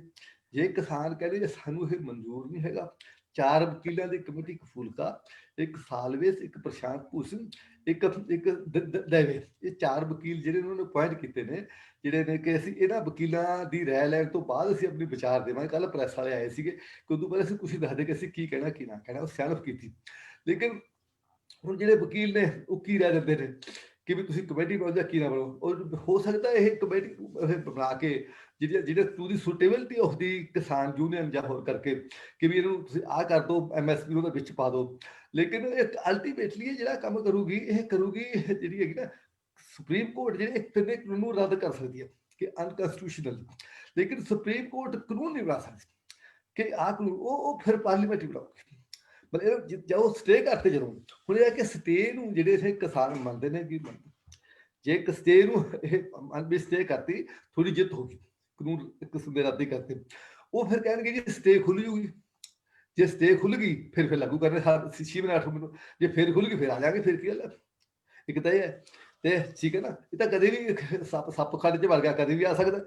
ਆਪਾਂ ਖੱਡ ਤੇ ਉੱਥੇ ਉੱਠਦੇ ਨਹੀਂ ਬੈਠੇ, ਸਾਲ 6 ਮਹੀਨੇ ਬੈਠ ਸਕਦੇ। ਤੇ ਸੋ ਇਹ ਹੁਣ ਕਿਸਾਨਾਂ ਤੇ ਡਿਪੈਂਡ ਕਰਦਾ ਕਿ ਉਹ ਕੀ ਐਟੀਟਿਊਡ ਰੱਖਦੇ ਨੇ, ਤੇ ਗਵਰਨਮੈਂਟ ਤੇ ਰੱਖਦਾ ਕਿ ਉਹ ਕੀ ਸਟੇਟਮੈਂਟ ਦਿੰਦੀ ਹੈ। ਇਹ ਇੱਕ ਦੋ ਦਿਨਾਂ 'ਚ ਹੈ ਜਿਹੜੀ ਹੈ, ਮੇਰਾ ਖਿਆਲ ਅੱਜ ਹੀ ਲੱਗਿਆ ਸ਼ਾਇਦ ਕੇਸ, ਤੇ ਲੇਕਿਨ ਅੱਜ ਹਜੇ ਕਿਸਾਨਾਂ ਨੂੰ ਨਾ ਪਾਰਟੀ ਨੇ ਬਣਾਇਆ ਗਿਆ। ਜਦੋਂ ਉਹਨੂੰ ਨੋਟਿਸ ਹੋਊਗਾ ਫਿਰ ਉਹ ਬਣ ਗਿਆ। ਹਜੇ ਫਿਲਹਾਲ ਪ੍ਰਾਈਵੇਟਲੀ ਉਹ ਲੈ ਰਹੇ ਨੇ ਵੀ ਅਸੀਂ ਕੀ ਕਰੀਏ ਕੀ ਨਾ ਕਰੀਏ। ਸਰ ਹੋਰ ਸੇ ਤੁਹਾਨੂੰ ਇਸੇ ਦੇ ਨਾਲ ਹੀ ਰਿਲੇਟਡ ਆ ਵੀ ਜੇ ਇਨ ਕੇਸ ਕਿਸਾਨ ਧਿਰ ਬਣ ਜਾਂਦੇ ਆ ਸੁਪਰੀਮ ਕੋਰਟ ਦੇ ਵਿੱਚ, ਉਹ ਕੇਸ ਲੜਦੇ ਆ, ਤੇ ਜਿਹੜਾ ਪਿੱਛੇ ਜੇ ਇਹਨਾਂ ਨੇ ਗ੍ਰਾਮ ਪੰਚਾਇਤਾਂ ਤੋਂ ਮਤੇ ਪਵਾਏ ਸੀਗੇ, ਉਹ ਜੇ ਲੈ ਕੇ ਗ੍ਰਾਮ ਸਭਾਵਾਂ ਤੋਂ ਵੀ ਲੈ ਕੇ ਜਾਂਦੇ ਆ ਉੱਥੇ, ਰਾਈਟ, ਉਹਦਾ ਕਿੰਨਾ ਅਸਰ ਪਊਗਾ ਤੁਹਾਡੇ ਹਿਸਾਬ ਨਾਲ? ਵੀ ਇਹ ਪੋਲੀਟੀਕਲ ਬੰਦੇ ਨੇ ਨਾ, ਇਹ ਬਾਤ ਕਾ ਪਤੰਗੜ ਬਣਾਉਂਦੇ ਨੇ, ਕੁੱਤੇ ਬੰਦੇ ਨੇ, ਤੁਸੀਂ ਕਹਿ ਲਓ, ਮੈਨੂੰ ਕੋਈ ਅੰਗਰੇਜ਼ ਨਹੀਂ ਕਹਿੰਦੇ। ਇਹ ਜਿਹੜੀ ਕੋਈ ਮਤਲਬ ਹੀ ਹੁੰਦਾ ਕਿਹਦਾ, ਇਹੀ ਜੀ ਗੱਲ ਕਰਕੇ ਸਾਰੇ ਅਖਬਾਰਾਂ 'ਚ ਸੁਰਖੀਆਂ ਲਵਾਦੇ, ਝੰਡੇ ਚਲਾਤੇ। ਉਹ ਗ੍ਰਾਮ ਪੰਚਾਇਤ ਦੇ ਮਤੇ ਦਾ ਕੋਈ ਮੀਨਿੰਗ ਨਹੀਂ।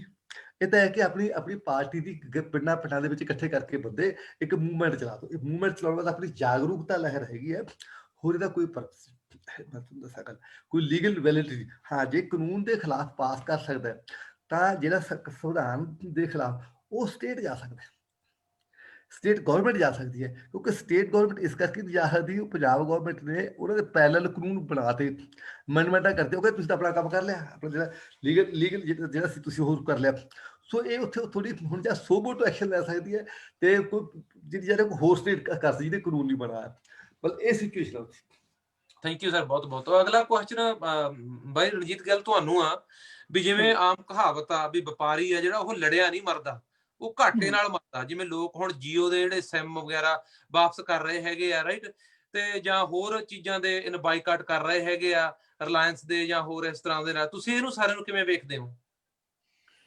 ਹਾਂ ਬਿਲਕੁਲ ਨੀਟੇ ਬਾਈ, ਕਹਿੰਦੇ ਹੁੰਦੇ ਆ ਜਿਹੜਾ ਵਪਾਰੀ ਆ, ਇਹ ਵਪਾਰੀ ਲੋਕ ਦਿਮਾਗੀ ਹੁੰਦੇ ਆ ਤੇ ਇਹ ਲੜਿਆਂ ਇਹਨਾਂ ਨੂੰ ਕੁਝ ਨਹੀਂ ਹੁੰਦਾਗਾ। ਉੱਥੇ ਕੋਰਟਾਂ ਹੈਗੀਆਂ ਨੇ, ਵਪਾਰੀ ਮਰਦਾ ਜਦੋਂ ਇਹਨੂੰ ਘਾਟਾ ਪੈਂਦਾ। ਜਿਸ ਤਰ੍ਹਾਂ ਪਹਿਲਾਂ ਅਮਰਜੀਤ ਬਾਈ ਨੇ ਵੀ ਦੱਸਿਆ ਸੀਗਾ ਵੀ ਜਦੋਂ ਪਹਿਲਾਂ ਜੀਓ ਆਇਆ, ਉਹ ਜੀਓ ਨੂੰ ਇੰਨਾ ਬਿਲਕੁਲ ਫ੍ਰੀ ਉਹ ਕਰਤਾ, ਉਹਦੇ ਨਾਲ ਫ੍ਰੀ ਕਰਕੇ ਉਹ ਜਿਹੜੀਆਂ ਦੂਜੀਆਂ ਕੰਪਨੀਆਂ ਸੀਗੀਆਂ ਉਹ ਘਾਟੇ 'ਚ ਜਾਣ ਲੱਗ ਗਈਆਂ। ਤੇ ਉਹ ਤੋਂ ਬਾਅਦ ਜਦੋਂ ਦੇਖਿਆ ਵੀ ਹੁਣ ਇੰਨੇ ਕਰੋੜ ਹੋ ਗਏ ਆ, ਇਹ ਉਹ ਤੋਂ ਪਹਿਲਾਂ 99 ਰੁਪੀਜ਼ ਕਰਤਾ, ਫਿਰ ਉਹ ਤੋਂ ਬਾਅਦ 199 ਕਰਤਾ, ਹੁਣ ਕਰਕੇ ਹੁਣ ਕਿੱਥੇ ਗਿਆ ਹੈ। ਤੇ ਇਹ ਇੱਕ ਸੋਸ਼ਲ ਮੀਡੀਆ ਦੀ ਦੇਣ ਆ ਕਿ ਇੱਕ ਲੇਡੀ ਸੀ, ਮੈਂ ਨਾਮ ਭੁੱਲ ਗਿਆ, ਉਹਨਾਂ ਨੇ ਇਹ ਡਿਟੇਲ ਦੇ ਵਿੱਚ ਦੱਸਿਆ ਸੀਗਾ ਵੀ ਪ੍ਰਸ਼ਾਂਤ ਭੂਸ਼ਣ ਜੀ ਨੇ ਬਹੁਤ ਡਿਟੇਲ ਦੇ ਵਿੱਚ ਇਹਦੀ ਇੱਕ ਵੀ ਸਾਰਾ ਦੱਸਿਆ ਸੀਗਾ ਵੀ ਕਿਸ ਤਰ੍ਹਾਂ ਇਹਨਾਂ ਨੇ ਸਾਰੇ ਹਿੰਦੁਸਤਾਨ ਦੇ ਵਿੱਚ ਲਾਇਸੈਂਸ ਲਿਆ, ਜਿਹੜਾ ਕਿ ਇੱਕ ਬੰਦੇ ਨੂੰ ਟੋਟਲ ਕੰਟਰੀ ਦਾ ਲਾਇਸੈਂਸ ਇਸ ਪੱਖ ਤੋਂ ਨਹੀਂ ਮਿਲ ਸਕਦਾ। ਕਿ ਜਦੋਂ ਤੁਹਾਡੇ ਨਾਲ ਦੇਸ਼ ਦਾ ਸਭ ਤੋਂ ਤਾਕਤਵਰ ਬੰਦਾ ਖੜਾ ਵਾ ਤੇ ਤੁਸੀਂ ਕੁਝ ਵੀ ਕਰ ਸਕਦੇ ਆ, ਠੀਕ ਆ ਨਾ। ਤੇ ਉਹ ਤੋਂ ਫਿਰ ਉਦੋਂ ਇਹ ਮੁਹਿੰਮ ਚੱਲੀ ਬਈ ਰਿਲਾਇੰਸ ਦਾ, ਤੇ ਇਹ 3 ਬੰਦੇ ਆ, ਮੁਕੇਸ਼ ਅੰਬਾਨੀ ਤੇ ਦੂਜਾ ਅਡਾਨੀ ਸਾਹਿਬ ਤੇ ਇੱਕ ਦੂਜਾ ਇਹਦਾ ਬ੍ਰਦਰ ਹੈ ਇਹਦਾ ਅੰਬਾਨੀ ਸਾਹਿਬ ਦਾ, ਤੇ ਉਹਦੇ ਰਿਲਾਇੰਸ ਨੇ, ਇਹਨਾਂ ਦਾ ਜੀਓ ਆ, ਉਹਦੀਆਂ ਦੂਜੀਆਂ ਦੇਖ ਲਓ ਰੇਲਵੇ ਤੇ ਕੀ ਸਾਰੇ ਹੁਣ ਈਵਨ ਹੁਣ ਤਾਂ ਕਹਿੰਦੇ ਹੁੰਦੇ 에ਅਰਪੋਰਟ ਵੀ ਇਹਨਾਂ ਦੇ ਹੋ ਗਏ, ਰਾਈਟ। ਤੇ ਜਿਹੜਾ ਲੋਕਾਂ ਦੇ ਪੈਸੇ ਨਾਲ ਬਣੀਆਂ ਹੋਈਆਂ ਚੀਜ਼ਾਂ ਉਹਨਾਂ ਤੇ ਸਾਰੇ ਕਬਜ਼ੇ ਇਹਨਾਂ ਨੇ ਕਰਕੇ ਤੇ ਉਹ ਸਾਰਾ ਉਸ ਚੀਜ਼ ਕਰ ਲਿਆ। ਤੇ ਹੁਣ ਜਦੋਂ ਹਜ਼ਾਰਾਂ ਨਹੀਂ ਲੱਖਾਂ ਕਰੋੜਾਂ ਦੀ ਗਿਣਤੀ ਦੇ ਵਿੱਚ ਲੋਕ ਇਹਨੂੰ ਜੀਓ ਨੂੰ ਪੋਰਟ ਕਰਨ ਲੱਗ ਗਏ, ਤਾਂ ਹੁਣ ਇਹ ਆਪ ਹਾਈ ਕੋਰਟ ਗਏ ਨੇ। ਪਹਿਲਾਂ ਦੂਜੀਆਂ ਕੰਪਨੀਆਂ ਗਈਆਂ ਸੀਗੀਆਂ ਵੀ ਜੀ ਸਾਡੇ ਗਾਹਕ ਲਈ ਜਾਂਦੇ ਆ, ਹੁਣ ਇਹ ਪਿੱਟਦਾ ਵੀ ਸਾਡੇ ਗਾਹਕ ਲਈ ਜਾਂਦੇ ਆ। ਸੋ ਇਹ ਜਿਹੜੀ ਮੁਹਿੰਮ ਚੱਲੀ ਆ, ਇਹਨੂੰ ਇੱਕ ਤਰ੍ਹਾਂ ਦਾ ਸਬਕ ਜ਼ਰੂਰ ਦਊਗੀ ਬਈ ਜਦੋਂ ਘਾਟਾ ਪੈਂਦਾ ਤਾਂ ਐਂ ਪੈਂਦਾ, ਜੇ ਲੋਕਾਂ ਨਾਲ ਧੋਖਾ ਕੀਤਾ ਲੋਕ ਜਾਗ ਵੀ ਸਕਦੇ ਆ। ਰਣਜੀਤ, ਇਹਦੇ ਨਾਲ ਹੀ ਇੱਕ ਹੋਰ ਕੁਐਸਚਨ ਮੈਂ ਤੁਹਾਨੂੰ ਕਰਨਾ ਚਾਹੂੰਗਾ, ਕਿਉਂਕਿ ਆਪਾਂ ਹੁਣ ਰੈਪ ਅਪ ਕਰਨ ਵੱਲ ਨੂੰ ਵੱਧ ਰਹੇ ਹੈਗੇ ਪ੍ਰੋਗਰਾਮ। ਤੇ ਜਿਵੇਂ ਹੁਣ ਕੰਟਰੈਕਟ ਫਾਰਮਿੰਗ ਦਾ ਵਿੱਚ ਇਹਦੇ ਇਸ਼ੂ ਆਇਆ ਹਨਾ, ਤੇ ਉਹਦੇ ਵਿੱਚ ਜਿਵੇਂ ਆਪਾਂ ਗੱਲ ਕਰਦੇ ਸੀ ਵੀ ਕਹਿੰਦੇ ਵੀ ਉਹ ਵੀ ਸਿੱਧਾ ਕੰਟਰੈਕਟ ਫਾਰਮਿੰਗ ਵਪਾਰੀ ਦੇ ਜਾਂ ਕਿਸਾਨ ਦੇ ਵਿੱਚ ਨਹੀਂ ਹੋਊਗਾ, ਵੀ ਵਿਚਾਲੇ ਇੱਕ ਵਿਚੋਲਾ ਹੋਊਗਾ। ਤੇ ਉਹ ਵਿਚੋਲਾ ਜਿਵੇਂ ਤੁਹਾਨੂੰ ਪਤਾ ਹੀ ਆ, ਜਾਂ ਤਾਂ ਕੋਈ ਰਾਜਨੀਤਿਕ ਲੀਡਰ ਹੋਊਗਾ ਤੇ ਜਾਂ ਕੋਈ ਹੋਰ ਪਿੰਡਾਂ ਦੇ ਵਿੱਚ ਜਿਵੇਂ ਆਪਣੇ ਦਲਾਲ ਹੁੰਦੇ ਆ, ਕੋਈ ਉਸ ਟਾਈਪ ਦਾ ਉਹ ਵੀ ਹੰਢਿਆ ਹੋਇਆ ਬੰਦਾ, ਜਿਹਨੂੰ ਆਪਾਂ ਕਹਿ ਲਈਏ ਵੀ ਉਹ ਵੀ ਕੋਈ ਨਾ ਕੋਈ ਸਰਕਾਰੀ ਅਸਰ ਰਸੂਖ ਵਾਲਾ ਹੀ ਹੋਊਗਾ। ਤੁਸੀਂ ਉਹਦੇ ਵਿੱਚ ਕਿਵੇਂ ਦੇਖਦੇ ਹੋ ਵੀ ਕਿਸਾਨ ਨੂੰ ਉਹਦੇ 'ਚ ਕਿੰਨਾ ਘਾਟਾ ਪਊਗਾ ਜਾਂ ਵਪਾਰੀ ਨੂੰ ਕਿਸ ਤਰੀਕੇ ਨਾਲ ਲਾਭ ਹੋਊਗਾ? ਬਿਲਕੁਲ ਨੀਟੇ ਬਾਈ, ਇਹਦੇ ਵਿੱਚ ਨਾ ਜਿਹੜੀ ਕਾਨੂੰਨ ਦੀਆਂ ਜਿਹੜੀਆਂ ਮੇਨ ਮੱਦਾਂ ਨੇ ਉਹ ਤਾਂ ਹੈਗੀਆਂ ਨੇ, ਤੇ ਜਿਹੜੀ ਆਹ ਜਿਹੀਆਂ ਚੀਜ਼ਾਂ ਨੇ ਇਹ ਫਾਈਨ ਪ੍ਰਿੰਟ 'ਚ ਉਹ ਲਿਖੀਆਂ ਹੋਈਆਂ ਨੇ। ਵੈਸੇ ਕਿਸਾਨਾਂ ਨੇ ਤਾਂ ਜਿਹੜਾ ਜਦੋਂ ਉਹਨਾਂ ਨੇ ਕਿਹਾ ਸੀ ਵੀ ਜਿਹੜੀ ਮਦਦ ਤੇ ਤੁਹਾਨੂੰ ਕਿਸੇ ਤਰ੍ਹਾਂ ਦੀ ਬੇਭਰੋਸਗੀ ਆ ਵੀ ਉਹ ਸਾਨੂੰ ਲਿਖ ਕੇ ਦਿਓ, ਉਹ ਮੀਟਿੰਗ ਜਿਹੜੀਆਂ ਪਹਿਲੀਆਂ 1-2 ਮੀਟਿੰਗਾਂ ਦੇ ਵਿੱਚ ਹੀ ਇਹਨਾਂ ਨੇ ਮੀਟਿੰਗ ਦੇ ਜਾਣ ਤੋਂ ਇੱਕ ਦਿਨ ਪਹਿਲਾਂ ਹੀ ਕੱਲੀ ਚੀਜ਼ ਲਿਖ ਕੇ ਵੀ ਆਹ ਚੀਜ਼ਾਂ ਇਹਦੇ 'ਚ ਆਹ ਸਾਨੂੰ ਮਨਜ਼ੂਰ ਨਹੀਂ ਗਈਆਂ, ਉਹ ਸਾਰੀਆਂ ਦੇਤੀਆਂ ਉਹਨਾਂ ਨੂੰ। ਜਿਸ ਤਰ੍ਹਾਂ ਸਿੱਧੂ ਸਾਹਿਬ ਨੇ ਕਿਹਾ ਵਾ ਵੀ ਇਹ ਕਾਨੂੰਨ ਈਵਨ ਜਦੋਂ ਰਾਜ ਸਭਾ ਦੇ ਵਿੱਚ ਇਹ ਬਿੱਲ ਆਇਆ ਸੀਗਾ, ਉਦੋਂ ਇਹਦੇ ਤੇ ਜਦੋਂ ਸਾਰੇ ਜਿੰਨੇ ਰਾਜ ਸਭਾ ਦੇ ਮੈਂਬਰ ਆ ਉਹ ਬੈਠੇ ਪੜ੍ਹਦੇ ਸੀਗੇ ਇਹਨੂੰ, ਤਾਂ ਉਹਦੇ ਵਿੱਚ ਇੱਕ ਜੈਂਟਲਮੈਨ ਮੇਰੇ ਕੋਲੇ ਵੀਡੀਓ ਸੀਗੀ, ਉਹ ਕਹਿੰਦਾ ਵੀ ਜਿਹੜੀਆਂ ਆਹ ਚੀਜ਼ਾਂ ਜਿਸ ਤਰ੍ਹਾਂ ਹੁਣ ਆਪਾਂ ਵਿਚਾਰ ਕਰ ਰਹੇ ਹਾਂ ਵੀ ਆਹ ਕਾਨੂੰਨ ਇੱਥੇ ਮਾਰ ਕਰੂ, ਆਹ ਕਾਨੂੰਨ ਇੱਥੇ ਮਾਰ ਕਰੂ, ਇਹਦੇ ਨਾਲ ਕਿਸਾਨ ਮਾਰਿਆ ਜਾਊਗਾ, ਇਹਦੇ ਨਾਲ ਉਹ ਭੋਗਤਾ ਮਾਰਿਆ ਜਾਊਗਾ। ਤੇ ਅਖੀਰ ਵਿੱਚ ਉਹ ਉਹਨੂੰ ਕਹਿੰਦਾ, ਤੋਮਰ ਸਾਹਿਬ ਨੂੰ ਕਹਿੰਦਾ ਮੈਨੂੰ ਤਾਂ ਲੱਗਦਾ ਨਹੀਂ ਇਹ ਕਾਨੂੰਨ ਤੁਸੀਂ ਬਣਾਇਆ। ਉਹ ਚੁੱਪ, ਉਹਨੇ ਗੱਲ ਉੱਥੇ ਇਹ ਕਰੀ, ਮੈਨੂੰ ਤਾਂ ਲੱਗਦਾ ਨਹੀਂ ਕਾਨੂੰਨ ਤੁਸੀਂ ਬਣਾਇਆ। ਦੂਜੀ ਚੀਜ਼, ਜਦੋਂ ਕਿਸਾਨ ਜਥੇਬੰਦੀਆਂ ਗਈਆਂ ਨੇ, ਉਹਨਾਂ ਨੇ ਇਕੱਲੇ ਉਹ ਮਦਦ ਦੇ ਉੱਤੇ ਦੱਸਿਆ ਵੀ ਆਹ ਚੀਜ਼ ਇਸ ਤਰ੍ਹਾਂ ਵਾ, ਤੇ ਉਹਨਾਂ ਨੇ ਵੀ ਫਿਰ ਇਹੀ ਗੱਲ ਕਹੀ ਬਈ ਪਹਿਲੀ ਗੱਲ ਤਾਂ ਉਹਨਾਂ ਨੂੰ ਨਹੀਂ ਪਤਾ ਸੀਗਾ ਵੀ ਕਾਨੂੰਨ ਦੇ ਵਿੱਚ ਲਿਖਿਆ ਕੀ ਹੈ, ਕਿਉਂਕਿ ਕਾਨੂੰਨ ਉਹਨਾਂ ਨੇ ਬਣਾਏ ਨਹੀਂ। ਜਿਸ ਤਰ੍ਹਾਂ ਸਿੱਧੂ ਸਾਹਿਬ ਨੇ ਕਿਹਾ ਸੀ ਕਾਨੂੰਨ ਬਣਾਉਣ ਦੇ ਪਿੱਛੇ ਇੱਕ ਭਾਵਨਾ ਹੁੰਦੀ ਹੈ, ਔਰ ਉਹ ਭਾਵਨਾ ਫਿਰ ਅੱਖਰਾਂ ਦਾ ਰੂਪ ਲੈਂਦੀ ਹੈ ਤੇ ਫਿਰ ਉਹ ਕਾਨੂੰਨ ਬਣਦੀ ਹੈ। ਸੰਵਿਧਾਨ ਲਿਖਿਆ ਗਿਆ, ਅੰਬੇਦਕਰ ਸਾਹਿਬ ਨੇ, ਉਹਨਾਂ ਦੇ ਮਨ ਦੇ ਵਿੱਚ ਦੇਸ਼ ਦੇ ਲਈ ਇੱਕ ਬਹੁਤ ਪਿਆਰ ਸੀ, ਬਹੁਤ ਪ੍ਰੇਮ ਸੀ। ਉਹ ਨਹੀਂ ਸੀ ਚਾਹੁੰਦੇ ਮੈਂ ਸੰਵਿਧਾਨ ਦੇ ਵਿੱਚ ਕੋਈ ਇਹੀ ਚੀਜ਼ ਲਿਖਦਾ ਜਿਹਦਾ ਕਿਸੇ ਵਰਗ ਨੂੰ ਨੁਕਸਾਨ ਹੋਵੇ ਜਾਂ ਕਿਸੇ ਨੂੰ ਫਾਇਦਾ ਨਾ ਹੋਵੇ। ਦੂਸਰੀ ਚੀਜ਼, ਹੁਣ ਜਥੇਬੰਦੀਆਂ ਜਦੋਂ ਲਾਸਟ ਮੀਟਿੰਗ ਸੀਗੀ ਉਹਦੇ ਵਿੱਚ ਇਹਨਾਂ ਨੇ ਇੱਕੋ ਇੱਕ ਗੱਲ ਕਰੀ, ਇਹਨਾਂ ਨੂੰ ਆਪਣੇ ਸਰਕਾਰ ਦੇ ਨੁਮਾਇੰਦਿਆਂ ਨੂੰ ਤੇ ਪੱਤਰਕਾਰ ਭਾਈਚਾਰੇ ਨੂੰ। ਉਹ ਕਹਿੰਦੇ ਸਾਨੂੰ ਇੰਨੇ ਜਵਾਬ ਲੈ ਕੇ ਦੇ ਦਿਓ ਵੀ ਅਗਰ ਇਹ ਕਾਨੂੰਨ ਵਾਪਸ ਹੁੰਦੇ ਆ, ਰੱਦ ਹੁੰਦੇ ਆ, ਇਹਦਾ ਨੁਕਸਾਨ ਕਿਹਨੂੰ ਆ? ਇੱਕੋ ਹੀ ਕੁਐਸਚਨ, ਕੇ ਆਇਆ ਉਹਦਾ ਹਾਲੇ ਤੱਕ ਜਵਾਬ ਜਾ ਸਹੀ ਗੱਲ ਤੁਹਾਡੀ। ਅੱਛਾ ਬਾਈ ਅਮਰਜੀਤ, ਆਪਾਂ ਜਿਹੜੀ ਵੀਡੀਓ ਸੀਗੀ ਕਿਸਾਨ ਏਕਤਾ ਮੋਰਚੇ ਵਾਲੀ, ਤੇ ਮੈਂ ਕਹਿੰਦਾ ਕਿਉਂਕਿ ਆਪਾਂ ਰੈਪ ਅਪ ਕਰਨ ਵੱਲ ਨੂੰ ਵਧ ਰਹੇ ਹਾਂ, ਉਦੋਂ ਪਿੱਛੋਂ ਮੈਂ ਤੁਹਾਨੂੰ ਇੱਕ ਕੁਐਸਚਨ ਕਰੂੰਗਾ ਤੇ ਮੈਂ ਚਾਹੂੰਗਾ ਕਿ ਉਹ ਕਿਸਾਨ ਏਕਤਾ ਮੋਰਚੇ ਵਾਲੀ ਵੀਡੀਓ ਤੁਸੀਂ ਜ਼ਰੂਰ ਚਲਾ ਦਿਓ ਤਾਂ ਕਿ ਜਿਹੜੇ ਵੱਧ ਤੋਂ ਵੱਧ ਸਾਡੇ ਸੱਜਣ ਹੈਗੇ ਆ ਉਹ ਉਹਨਾਂ ਦਾ ਜਿਹੜਾ ਸੋਸ਼ਲ ਨੈਟਵਰਕ ਹੈਗਾ ਉਹਦੇ ਨਾਲ ਜੁੜ ਸਕਣ। ਹਾਂਜੀ ਨੀਟੇ ਭਾਜੀ, ਉਹ ਵੀਡੀਓ ਤੋਂ ਪਹਿਲਾਂ ਨਾ ਮੈਂ ਆਪਣੇ ਰਣਜੀਤ ਭਾਜੀ ਹੁਣੀ ਜਿਹੜਾ ਅੰਬਾਨੀ ਦੀ ਗੱਲ ਕਰਦੇ ਆ ਨਾ ਭਈ ਇਹਦਾ ਦਾ ਜਿੱਦਾਂ ਹੁਣ ਲੋਕਾਂ ਨੇ ਇੱਕ ਅਗੇਂਸਟ ਚੱਲੇ ਆ ਇਹਨਾਂ ਦੇ ਪ੍ਰੋਡਕਟਾਂ ਦੇ ਨਹੀਂ ਲੈਣੇ, ਉਹਦਾ ਮੈਂ ਗੂਗਲ ਕਰਕੇ ਕੱਢਿਆ ਹੈਗਾ। ਅਬਾਨੀ ਦੀ ਮੈਂ ਤੁਹਾਨੂੰ ਮਾੜਾ ਜਿਹਾ ਦਿਖਾ ਦਿੰਦਾ, 3% ਉਹਦੀ ਜਿਹੜੀ ਪ੍ਰਾਪਰਟੀ ਤੇ ਫਰਕ ਪਿਆ ਆ। ਉਹਦੀ ਪ੍ਰਾਪਰਟੀ ਬਹੁਤ ਵੱਡੀ ਆ ਉਹਦੀ ਜਿਹੜੀ ਸਰਮਾਏਦਾਰੀ ਦੇ ਵਿੱਚ। ਉਹ ਮਾੜੀ ਜਿਹੀ ਸ਼ੇਅਰ ਕਰਨੀ ਚਾਹੁੰਦਾ, ਫਿਰ ਮੈਂ ਤੁਹਾਨੂੰ ਵੀਡੀਓ ਦਿਖਾ ਦਿੰਦਾ ਉਸ ਤੋਂ ਬਾਅਦ। ਹਾਂਜੀ ਹਾਂਜੀ ਭਾਜੀ ਪਲੀਜ਼। ਤੁਸੀਂ ਇਹ ਦੇਖ ਸਕਦੇ ਆ ਕਿ ਇਹ ਉਹਦੀ ਬਾਈਕਾਟ ਕਰਨ ਤੋਂ ਬਾਅਦ ਅਬਾਨੀ ਦੀ ਜਿਹੜੀ 3% ਜਿਹੜੀ ਆ ਉਹ ਫਰਕ ਪਿਆ ਆ ਸਿਰਫ 4 ਦਿਨਾਂ ਦੇ ਵਿੱਚ 380 ਬਿਲੀਅਨ ਦਾ।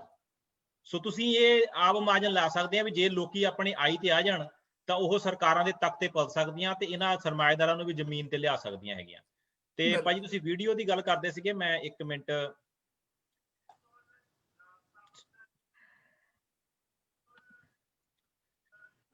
ਇਹ ਜਿਹੜੀ ਵੀਡੀਓ ਹੈ ਜੀ, ਇਹਦੇ ਵਿੱਚ ਉਹਨਾਂ ਨੇ ਕਿਸਾਨ ਏਕਤਾ ਮੋਰਚਾ ਇੱਕ ਬਣਾਇਆ ਹੈਗਾ, ਜਿਹਦੇ ਵਿੱਚ ਕਿ ਉਹਨਾਂ ਨੇ ਕਿਹਾ ਵੀ ਆਪਾਂ ਜਿੱਦਾਂ ਭਾਈ ਮੋਬਾਈਲ ਪਿੱਛੇ ਰੱਖੋ, ਉਹ ਭਾਈ ਮੋਬਾਈਲ ਪਿੱਛੇ ਕਰੋ। डिजिटल प्लेटफॉर्म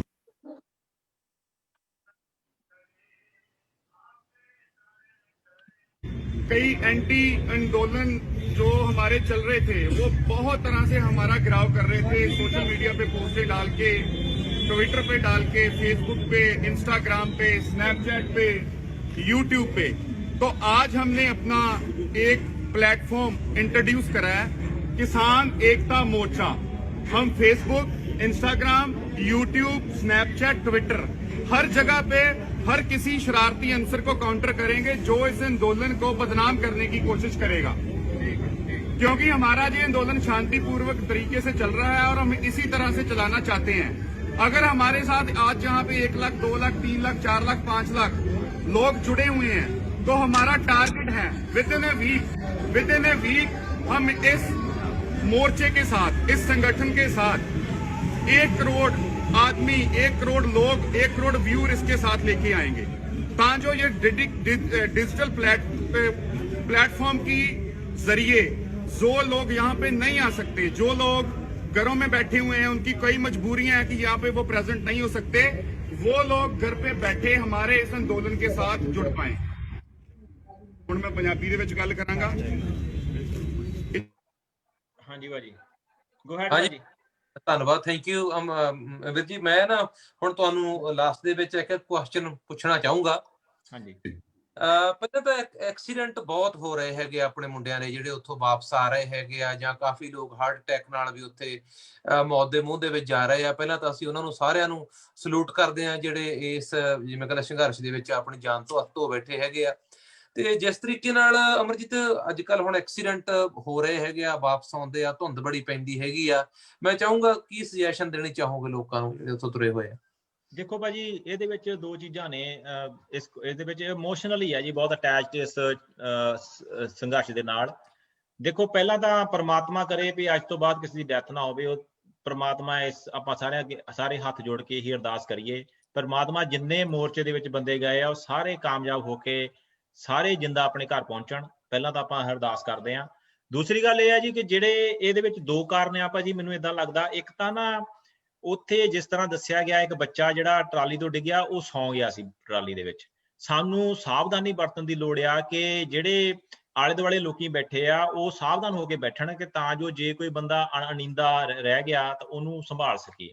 ਦੂਸਰਾ, ਜਿਹੜੇ ਰਾਤ ਨੂੰ ਜਾਣ ਦਾ ਜਿਹੜਾ ਰਾਤ ਦਾ ਸਫ਼ਰ ਆ ਨਾ, ਉਹ ਬੰਦ ਕੀਤਾ ਜਾਵੇ। ਦਿਨ ਦੇ ਟਾਈਮ ਦੇ ਵਿੱਚ ਲੋਕਾਂ ਨੂੰ ਦਿੱਲੀ ਜਾਣਾ ਚਾਹੀਦਾ ਜਾਂ ਦਿੱਲੀ ਆਉਣਾ ਚਾਹੀਦਾ, ਕਿਉਂਕਿ ਰਾਤ ਦੇ ਟਾਈਮ ਦੇ ਵਿੱਚ ਏਦਾਂ ਹੁੰਦੀ, ਇੱਕ ਤਾਂ ਧੁੰਦ ਪੈ ਜਾਂਦੀ ਆ ਭਾਜੀ, ਦੂਜਾ ਇੱਕ ਰਾਤ ਦਾ ਟਾਈਮ ਆ, ਤੁਹਾਨੂੰ ਦੂਰੋਂ ਆਉਂਦੀ ਚੀਜ਼ ਦਿਖਾਈ ਨਹੀਂ ਦਿੰਦੀ। ਦਿਨ ਦੇ ਟਾਈਮ ਤੁਹਾਨੂੰ ਜੇ ਧੁੰਦ ਵੀ ਪਈ ਹੋਊਗੀ ਤੁਹਾਨੂੰ ਫਿਰ ਵੀ ਲਾਈਟ ਦਾ ਥੋੜਾ ਬਹੁਤਾ ਜਿਹੜਾ ਹੁੰਦਾ ਉਹ ਫਾਇਦਾ ਹੋ ਜਾਂਦਾ। ਸੋ ਇਹਦੇ ਵਿੱਚ ਇਹ ਆ ਵੀ ਇੱਕ ਤਾਂ ਜਿਹੜਾ ਆਪਣਾ ਜਿਹੜੇ ਬੱਚੇ ਨਾਲ ਜਾ ਰਹੇ ਆ ਉਹਨਾਂ ਦੇ ਨਾਲ ਜਿਹੜੇ ਸਿਆਣੇ ਬਜ਼ੁਰਗ ਬੈਠੇ ਆ ਪੂਰੀ ਸਾਵਧਾਨੀ ਦੇ ਨਾਲ ਉਹਨਾਂ ਨੂੰ ਵਿਚਕਾਰ ਬਿਠਾਲਣ, ਉਹਨਾਂ ਦੀ ਦੇਖਭਾਲ ਕਰਨ, ਕਿਉਂਕਿ ਬੱਚੇ ਬਹੁਤ ਜਲਦੀ ਸੌ ਜਾਂਦੇ ਆ। ਦੂਸਰਾ ਇਹ ਆ ਵੀ ਜਿਹੜੇ ਉੱਥੇ ਬਜ਼ੁਰਗ ਗਏ ਆ ਸਾਡੇ, ਹੁਣ ਜਿੱਦਾਂ ਮੈਂ ਇੱਥੇ ਥੋੜਾ ਜਿਹਾ ਐਡ ਕਰਨਾ ਚਾਹੁੰਦਾ, ਮੇਰੇ ਸਿਸਟਰ ਮੈਡੀਕਲ ਦੇ ਵਿੱਚ ਨੇ, ਉਹ 24 ਲੇਡੀਜ਼ ਦੀ ਟੀਮ ਲੈ ਕੇ ਜਾ ਰਹੇ ਨੇ ਪੰਜਾਬ ਤੋਂ, ਆਪਣੇ ਸਾਡੇ ਪਿੰਡ ਤੋਂ ਇਲਾਕੇ ਤੋਂ ਜਾ ਰਹੀ ਆ ਖਾਲਸਾ ਏਡ ਦੀ ਹੈਲਪ ਕਰਨ। ਤੋਂ 18 ਤੋਂ 21 ਉੱਥੇ ਜਾ ਕੇ ਲਾ ਰਹੇ। ਇਦਾਂ ਉੱਥੇ ਵੱਧ ਤੋਂ ਵੱਧ ਮੈਡੀਕਲ ਹੈਲਪ ਜਿੰਨੀ ਹੋ ਸਕਦੀ ਆ, ਜਿਹੜੇ ਇਸ ਫੀਲਡ ਦੇ ਨਾਲ ਰਿਲੇਟਡ ਨੇ, ਆਪਣਾ ਸੰਘਰਸ਼ ਸਮਝ ਕੇ ਉੱਥੇ ਜਾਣ, ਉੱਥੇ ਆਪਣਾ ਟਾਈਮ ਸਪੈਂਡ ਕਰਨ, ਤਾਂ ਜੋ ਵੱਧ ਤੋਂ ਵੱਧ ਲੋਕਾਂ ਨੂੰ ਉੱਥੇ ਹੈਲਪ ਹੋ ਸਕੇ। ਕਿਉਂਕਿ ਉੱਥੇ ਲੋਕੀ ਬਹੁਤ ਜ਼ਿਆਦਾ ਨੇ, ਉੱਥੇ ਫਰਸਟ੍ਰੇਸ਼ਨ ਬਹੁਤ ਜ਼ਿਆਦਾ ਆ, ਠੰਡ ਹੋਣ ਕਰਕੇ ਜਿਹੜਾ ਬਜ਼ੁਰਗ ਸਰੀਰ ਆ ਉਹ ਕਈ ਵਾਰੀ ਇਸ ਚੀਜ਼ ਨੂੰ ਨਹੀਂ ਸਹਿ ਪਾਉਂਦਾ। ਸੋ ਇਹਨਾਂ ਚੀਜ਼ਾਂ ਦੇ ਨਾਲ ਆਪਾਂ ਜੇ ਮੈਡੀਕਲ ਸਪੋਰਟ ਪੂਰੀ ਰੱਖੀਏ ਤਾਂ ਭਾਜੀ ਹੋ ਸਕਦਾ ਜਿਹੜੇ ਉੱਥੇ ਘਟਨਾਵਾਂ ਹੋ ਰਹੀਆਂ ਆਪਾਂ ਉੱਥੇ ਕੰਟਰੋਲ ਕਰ ਸਕੀਏ, ਔਰ ਜਿਹੜੇ ਬੱਚੇ ਜਿਹੜੇ ਆਉਣ ਜਾਣ ਦਾ ਸਾਧਨ ਆ ਉਹ ਦਿਨ ਦੇ ਟਾਈਮ ਯੂਜ਼ ਕਰਨ, ਤੇ ਵੱਧ ਤੋਂ ਵੱਧ ਬੱਚਿਆਂ ਦਾ ਖਿਆਲ ਰੱਖਿਆ ਜਾਵੇ। ਜਦੋਂ ਬੱਚੇ ਆਉਂਦੇ ਜਾਂਦੇ ਆ ਤਾਂ ਉਹਨਾਂ ਦਾ ਪੂਰਾ ਖਿਆਲ ਰੱਖਿਆ ਜਾਵੇ। ਮੈਂ ਤਾਂ ਭਾਜੀ ਇਹੋ ਹੀ ਇਨਪੁਟ ਦੇ ਸਕਦਾ ਜੀ। ਥੈਂਕ ਯੂ ਅਮਰਜੀਤ ਵੀਰੇ, ਬਹੁਤ ਬਹੁਤ ਤੁਹਾਡਾ ਧੰਨਵਾਦ। ਸੋ ਇਹਦੇ ਨਾਲ ਬਿਲਕੁਲ ਇਹਦੇ 'ਚ ਕੋਈ ਸ਼ੱਕ ਨਹੀਂ, ਮੈਂ ਵੀ ਇਹੀ ਕਹਿਣਾ ਚਾਹੂੰਗਾ ਵੀ ਦੇਖੋ ਜਿਹੜੇ ਰਸਤੇ ਹੈਗੇ ਆ ਬੜੇ, ਜਿਵੇਂ ਕਹਿੰਦੇ ਧੁੰਦ ਪੈਂਦੀ ਆ ਅੱਜ ਕੱਲ, ਸੋ ਉਸ ਚੀਜ਼ ਦੇ ਮੱਦੇਨਜ਼ਰ ਸਾਰੇ ਜਣੇ ਕੇਅਰਫੁਲ ਹੋ ਕੇ ਰਹੋ। ਇਹਦੇ ਨਾਲ ਅਗਲਾ ਸਵਾਲ ਮੈਂ ਬਾਈ ਰਣਜੀਤ ਗਿੱਲ ਨੂੰ ਕਰਨਾ ਚਾਹੂੰਗਾ। ਰਣਜੀਤ ਗਿੱਲ, ਜਿਵੇਂ ਅਮਰਜੀਤ ਹੋਰਾਂ ਨੇ ਕਿਹਾ ਵੀ ਖਾਲਸਾ ਏਡ ਵਾਲਿਆਂ ਨੇ ਬੜੀ ਉੱਥੇ ਮਦਦ ਕੀਤੀ ਹੈ, ਜਿਸ ਤਰੀਕੇ ਨਾਲ ਟੈਂਟ ਵਗੈਰਾ ਲਾਏ ਆ ਜਾਂ ਮਸਾਜ ਕਰਨ ਵਾਲੀਆਂ ਚੇਅਰਾਂ ਉੱਥੇ ਰੱਖੀਆਂ, ਦਵਾਈਆਂ ਵਗੈਰਾ ਦੇ ਲੰਗਰ ਚੱਲ ਰਹੇ ਹੈਗੇ ਆ। ਸੋ ਇਸੇ ਤਰੀਕੇ ਦੇ ਨਾਲ ਬਹੁਤ ਸਾਰੇ ਸੱਜਣਾ ਨੇ ਜਿਹੜੇ ਬਾਥਰੂਮ ਹੁੰਦੇ ਆ ਪੋਰਟੇਬਲ, ਉਹ ਵੀ ਉੱਥੇ ਭੇਜੇ ਹੈਗੇ ਆ। ਤੁਸੀਂ ਇਸ ਪੂਰੀ ਚੀਜ਼ ਨੂੰ ਕਿਵੇਂ ਦੇਖਦੇ ਹੋ? ਤੇ ਨਾਲ ਦੀ ਨਾਲ ਜਿਹੜਾ ਅਮਰਜੀਤ ਹੋਣਾ ਨੂੰ ਕੁਐਸਚਨ ਸੀਗਾ ਵੀ ਜਿਵੇਂ ਮੁੰਡੇ ਪਿਛਲੇ 2-3 ਦਿਨਾਂ ਦੇ ਵਿੱਚ ਜੰਗ ਮੁੰਡੇ 15-15, 18-18 ਸਾਲ ਦੀ ਏਜ ਦੇ ਐਕਸੀਡੈਂਟਾਂ ਦੇ ਵਿੱਚ ਮਰ ਗਏ, ਤੁਸੀਂ ਕੀ ਕਹਿਣਾ ਚਾਹੋਗੇ? ਨਹੀਂ, ਮੈਂ ਹਾਂ ਨੀਟੇ ਭਾਈ, ਅਮਰਜੀਤ ਭਾਈ ਨਾਲ ਮੈਂ ਪੂਰੀ ਤਰ੍ਹਾਂ ਸਹਿਮਤ ਹਾਂ ਵੀ ਇਹ ਜਿਹੜੇ ਇਮੋਸ਼ਨਲ ਹੋ ਕੇ ਸੈਂਟੀਮੈਂਟ ਸਾਡੇ ਜਿਹੜੇ ਆ, ਉਹ ਜਿਹੜੇ ਯੰਗ ਮੁੰਡੇ ਜਾਂਦੇ ਆ, ਉਹ ਬਿਲਕੁਲ ਇੱਕ ਉਹਨਾਂ ਦੇ ਵਿੱਚ ਜੋਸ਼ ਹੈ, ਤੇ ਉਹਦੇ ਨਾਲ ਉੱਥੇ ਹੋਸ਼ ਦੀ ਲੋੜ ਆ। ਕਿਉਂਕਿ ਟਰੈਕਟਰ ਜਿਹੜਾ ਵਾ ਉਹ ਸਵਾਰੀ ਜਿਹੜੀ ਆ ਉਹ ਬਹੁਤ ਬੰਪੀ ਆ, ਰਾਈਟ। ਬਾਕੀ ਸਾਡੀਆਂ ਸੜਕਾਂ ਇਹੋ ਜਿਹੀਆਂ ਨੇ, ਤੇ ਹੁਣ ਜ਼ਿਆਦਾਤਰ ਵੇਖੀਦਾ ਵਾ ਟਰੈਕਟਰ ਦੀ ਛੱਤ ਤੇ ਵੀ ਬੈਠੇ ਆ, ਟਰੈਕਟਰ ਦੇ ਮੂਹਰਲੇ ਬੰਪਰ ਦੇ ਜਿੱਥੇ ਮੂਹਰਲੇ ਪਹੀਏ ਚੱਲਦੇ ਆ ਉਹਨਾਂ ਦੇ ਵੀ ਦੋਨੇ ਪਾਸੇ ਬੈਠੇ ਆ, ਉਹ ਅਨਸੇਫ ਆ। ਉਹਨਾਂ ਚੀਜ਼ਾਂ ਵੱਲ ਬਹੁਤ ਧਿਆਨ ਦੇਣਾ ਚਾਹੀਦਾ। ਜਿਹੜੇ ਸਿਆਣੇ ਬਜ਼ੁਰਗ ਉਹਨਾਂ ਦੇ ਨਾਲ ਨੇ ਉਹਨਾਂ ਨੂੰ, ਕਿਉਂਕਿ ਆਪਾਂ ਕਾਰ 'ਚ ਵੀ ਬਹਿੰਦੇ ਆ, ਇੱਥੇ ਸੜਕਾਂ ਵੀ ਵਧੀਆ ਨੇ, ਆਪਾਂ ਸੀਟ ਬੈਲਟ ਲਾ ਕੇ ਬਹਿੰਦੇ ਆ। ਟਰੈਕਟਰ ਤੇ ਸੀਟ ਬੈਲਟ ਤਾਂ ਹੈ ਨਹੀਂ, ਪਰ ਟਰੈਕਟਰ ਤੇ ਸੇਫ ਥਾਂ ਤੇ ਬਹਿਣਾ ਚਾਹੀਦਾ। ਜਿਹੜਾ ਡਰਾਈਵਰ ਹੈਗਾ ਟਰੈਕਟਰ ਚਲਾਉਣ ਵਾਲਾ, ਉਹਦੇ ਲਾਮੀ 2 ਬੰਦੇ ਬਹਿ ਜਾਣ ਓਕੇ ਆ, ਤੇ ਉਦੋਂ ਬਾਅਦ ਬੰਦਾ ਉਹਨਾਂ ਦੇ ਨੂੰ ਚਾਹੀਦਾ ਕਿ ਹੋਰ ਬੰਦਾ ਬੈਠੇ ਉਹਦੇ ਉੱਤੇ, ਤੇ ਉਹ ਪਿੱਛੇ ਟਰਾਲੀ 'ਚ ਬਹਿ ਸਕਦਾ ਵਾ ਜਾਂ ਕਿਸੇ ਹੋਰ ਟਰਾਲੀ 'ਚ ਬਹਿ ਸਕਦਾ। ਇਹਨਾਂ ਚੀਜ਼ਾਂ ਵੱਲ ਧਿਆਨ ਦੇਣ ਦੀ ਬਹੁਤ ਲੋੜ ਹੈ। ਬਿਲਕੁਲ, ਡਾਲੇ ਵਗੈਰਾ ਦੇ ਉੱਤੇ ਮੇਰੇ ਖਿਆਲ ਮੁਤਾਬਕ ਜਦੋਂ ਬੰਦਾ ਬਹਿੰਦਾ ਹੈਗਾ ਤਾਂ ਥੋੜਾ ਜਿਹਾ ਕੇਅਰਫੁਲ ਬੈਠੇ, ਕਿਉਂਕਿ ਸੰਗਲ ਪਾਏ ਹੁੰਦੇ ਆ, ਕਈ ਵਾਰੀ ਉਹ ਵੀ ਭਾਰ ਨਾਲ ਟੁੱਟ ਜਾਂਦੇ ਹੈਗੇ ਆ। ਸੋ ਹਾਂਜੀ ਵੀਰੇ, ਗੋ ਅਹੈਡ। ਦੂਜਾ ਕੁਐਸਚਨ ਕੀ ਸੀ ਤੁਹਾਡਾ?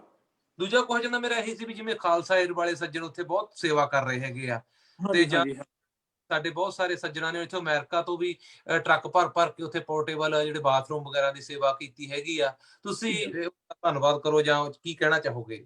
ਨਹੀਂ, ਬਿਲਕੁਲ ਨੀਟੇ ਭਾਈ, ਦੇਖੋ ਸਾਡੀ ਕੌਮ ਨੂੰ ਗੁਰੂ ਗੋਬਿੰਦ ਸਿੰਘ ਪਾਤਸ਼ਾਹ ਨੇ, ਗੁਰੂ ਨਾਨਕ ਪਾਤਸ਼ਾਹ ਨੇ ਇੱਕ ਜਿਹੜੀ ਸੇਵਾ ਭਾਵ ਦਿੱਤੀ ਆ, ਉਹ ਇੱਥੇ ਅੱਜ ਪੂਰੀ ਝਲਕ ਰਹੀ ਆ।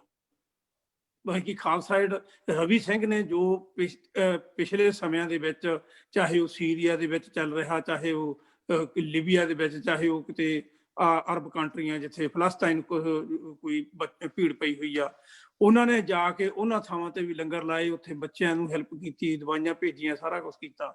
ਅੱਜ ਤਾਂ ਉਹਨਾਂ ਦੇ ਆਪਦੇ ਘਰ ਦੇ ਵਿੱਚ ਇਹ ਚੀਜ਼ ਵਾਪਰ ਰਹੀ ਆ। ਅੱਜ ਉਹਨਾਂ ਦੇ ਆਪਦੇ ਪਰਿਵਾਰ ਆ ਜਿਹੜੇ, ਉਸ ਇਸ ਵਿਪਤਾ ਦੀ ਇਸ ਘੜੀ ਚੋਂ ਲੰਘ ਰਹੇ ਨੇ, ਰਾਈਟ। ਉਹਨਾਂ ਦਾ ਬਹੁਤ ਬਹੁਤ ਦੇਣ ਨਹੀਂ ਦੇ ਸਕਦੇ, ਉਹਨਾਂ ਦਾ ਧੰਨਵਾਦ ਕਰਦੇ ਆ।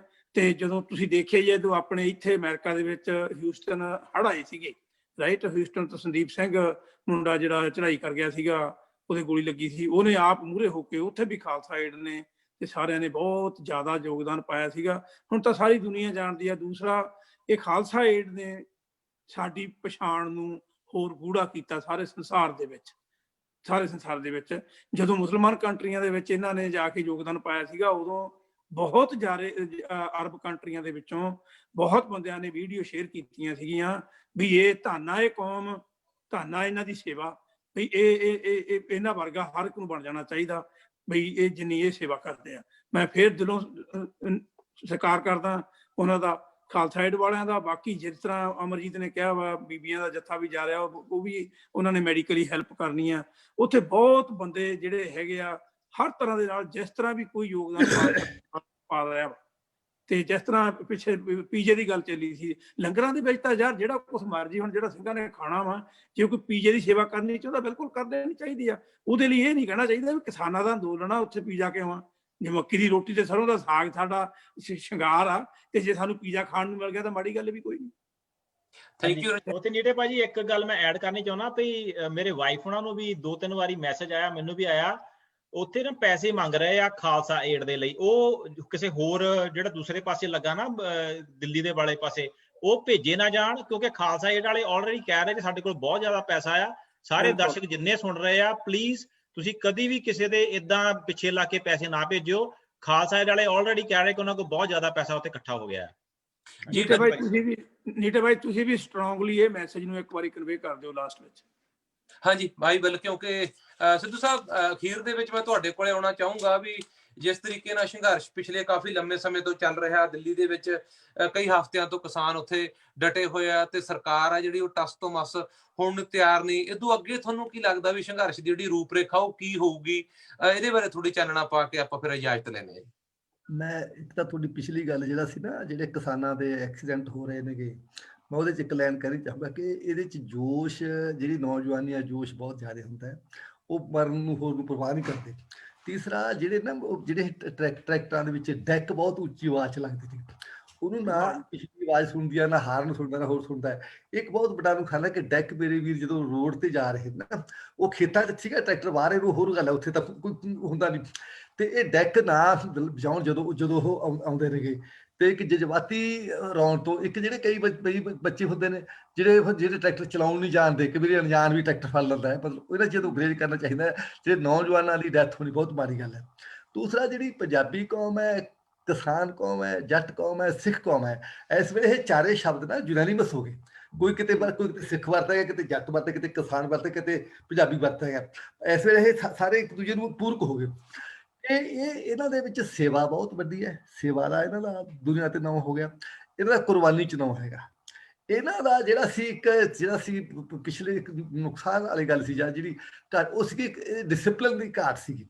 ਹੁਣ ਆ ਜਿਹੜੀ ਐਜੀਟੇਸ਼ਨ ਦੇ ਵਿੱਚ ਇਹਨਾਂ ਨੇ ਪੀਸਫੁਲਨੈਸ ਤੇ ਡਿਸਿਪਲਿਨ, ਜਾਬਤਾ, ਤੇ ਇਹ ਸਾਬਤ ਕਰਤਾ ਕਿ ਅਸੀਂ ਜਾਬਤੇ ਦੇ ਵਿੱਚ ਆ ਕੇ ਵੀ ਕਰ ਸਕਦੇ ਹਾਂ। ਜਿਵੇਂ ਬੰਦਾ ਬਹਾਦਰ ਦੇ ਨਾਲ ਪਹਿਲਾਂ ਜਿਹੜੀ ਸੀਗੀ, ਉਹਨੇ ਜਦੋਂ ਸੁਨੇਹਾ ਦੇ ਇੱਕ ਦੋ ਜੁੜ ਗਏ ਸਾਰੇ, ਬੜੀ ਬਣ ਗਈ ਭਾਣਾ ਸੀਗਾ।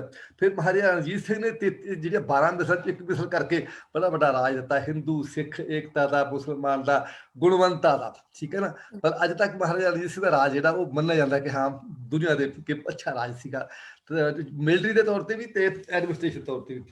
ਸੋ ਜਿਹੜੀ ਤੁਸੀਂ ਇਹ ਗੱਲ ਕੀਤੀ ਹੈ ਵੀ ਹੁਣ ਤੁਸੀਂ ਕੀ ਕਹਿਣਾ ਚਾਹੁੰਦੇ ਹੋ, ਹੁਣ ਇਹ ਜੋ ਮੇਰੀ ਇਸ ਗੱਲ ਨੂੰ ਸ਼ਾਇਦ ਬਹੁਤ ਸਾਰੇ ਨੌਜਵਾਨ ਬੰਦੇ ਨਾ ਚੰਗੀ ਸਮਝਣ, ਕਿ ਜਦੋਂ ਅਸੀਂ ਕਿਸੇ ਵੀ ਮੁਹਿੰਮ ਨੂੰ ਲੈ ਕੇ ਚੱਲਦੇ ਹਾਂ, ਅਸੀਂ ਦੇਖਦੇ ਹਾਂ ਕਿ ਅਸੀਂ ਫੇਲ ਵੀ ਹੋ ਸਕਦੇ ਹਾਂ, ਅਸੀਂ ਕਾਮਯਾਬ ਵੀ ਹੋ ਸਕਦੇ ਹਾਂ। ਤੇ ਤਾਂ ਜਿਹੜੀ ਵਾਰ ਸਟ੍ਰੈਟਜੀ ਦੇ ਵਾਰ ਸਲੋਗਨ ਦਾ ਇਹੀ ਫਰਕ ਹੁੰਦਾ ਹੈ। ਤੇ ਜਿਹੜਾ ਸਿਆਸੀ ਬੰਦਾ ਹੈ, ਉਹ ਚਾਹੇ ਐਜੀਟੇਸ਼ਨ ਵਾਲੇ ਨੇ ਮੂਵਮੈਂਟ ਕਰਨਾ, ਇਹ ਵੀ ਇੱਕ ਕਿਸਮ ਦੀ ਸਿਆਸੀ ਹੈ, ਚਾਹੇ ਪੋਲੀਟੀਕਲ ਪਾਰਟੀ ਦੀ, ਮਤਲਬ ਇੱਕ ਉਹ ਹੈ। ਤੇ ਉਹਨੂੰ ਹਰ ਮੋੜ ਤੇ ਸਮਝੌਤਾ ਕਰਨ ਲਈ ਉੱਪਰ ਰਹਿਣਾ ਚਾਹੀਦਾ।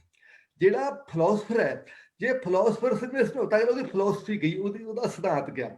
ਤੇ ਜਿਹੜਾ ਕਿੰਗ ਹੈ, ਜਿਹੜੇ ਐਜੀਟੇਸ਼ਨਿਸਟ ਨੇ, ਇਹ ਐਸੋਸੀਏਸ਼ਨ ਨੇ, ਇਹਨਾਂ ਨੂੰ ਸਮਝੌਤਾਵਾਦੀ ਕਰਨਾ ਪੈਂਦਾ। ਸਾਡੇ ਕੋਲੇ deputy commission, director food supply, labour commission, ਬਹੁਤ ਸਾਰੇ ਐਸੋਸੀਏਸ਼ਨ ਜਥੇਬੰਦੀਆਂ ਆਉਂਦੇ ਸੀਗੇ। ਉਹ 20-25-30 ਮੁੱਦੇ ਲੈ ਕੇ ਆਉਂਦੇ ਨੇ, ਉਹਨਾਂ ਚੋਂ ਕੁਛ ਉਹਨਾਂ ਦੇ ਹੋਏ, ਕੁਛ ਉਹਨਾਂ ਦੇ ਰਹਿ ਗਏ ਫਿਰ ਅਗਲੀ ਵਾਰ ਨੂੰ। ਕਿ ਇਹਦੇ 'ਚ ਬੜੀ ਵੱਡੀ ਪ੍ਰਾਪਤੀ ਸਿੱਖਾਂ ਨੂੰ, ਇਹਨਾਂ ਨੂੰ, ਕਿਸਾਨਾਂ ਨੂੰ ਇਹ ਹੋ ਰਹੀ ਹੈ ਕਿ ਦੇਸ਼ ਦੇ ਕਿਸਾਨ ਇਕੱਠੇ ਹੋ ਗਏ, ਜਾਬਤੇ 'ਚ ਹੋ ਗਏ, ਅਨੁਸ਼ਾਸਨ 'ਚ ਹੋ ਗਏ, ਦੁਨੀਆ ਭਰ 'ਚ ਇਹਨਾਂ ਦਾ ਇੱਕ ਨਾਂ ਹੋ ਗਿਆ, ਤੇ ਇਹਨਾਂ ਤੋਂ ਆਸ ਵੱਜ ਗਈ। ਇਹ ਸਾਰਾ ਕੁਝ ਹੋਇਆ, ਇਹ ਵੱਡੀ ਆਸ ਦੀ ਕਿਰਨ ਵੱਜੀ ਹੈ ਕਿ ਲੋਕ ਰਾਜ ਨੂੰ, ਜਿਹੜੇ ਇੱਥੇ ਮੈਂ ਕਹਿ ਰੇਲਵੇ ਵਾਲੇ, ਟੈਲੀਕਾਮ ਵਾਲੇ, ਉਹ ਸਾਰੇ ਬੋਲ ਨਹੀਂ ਸਕੇ। ਇਹਨਾਂ ਨੇ ਇੱਕ ਖੜਾ ਕਰਤਾ ਕਿ ਇਹ ਲੋਕ ਰਾਜ ਦੇ ਲਈ ਇੱਕ ਚੰਗੇ ਸ਼ੁਭ ਸ਼ਗਨਾਂ ਦੀ ਇਹ ਜਿਹੜੀ ਹੈਗੀ ਘੜੀ ਹੈ।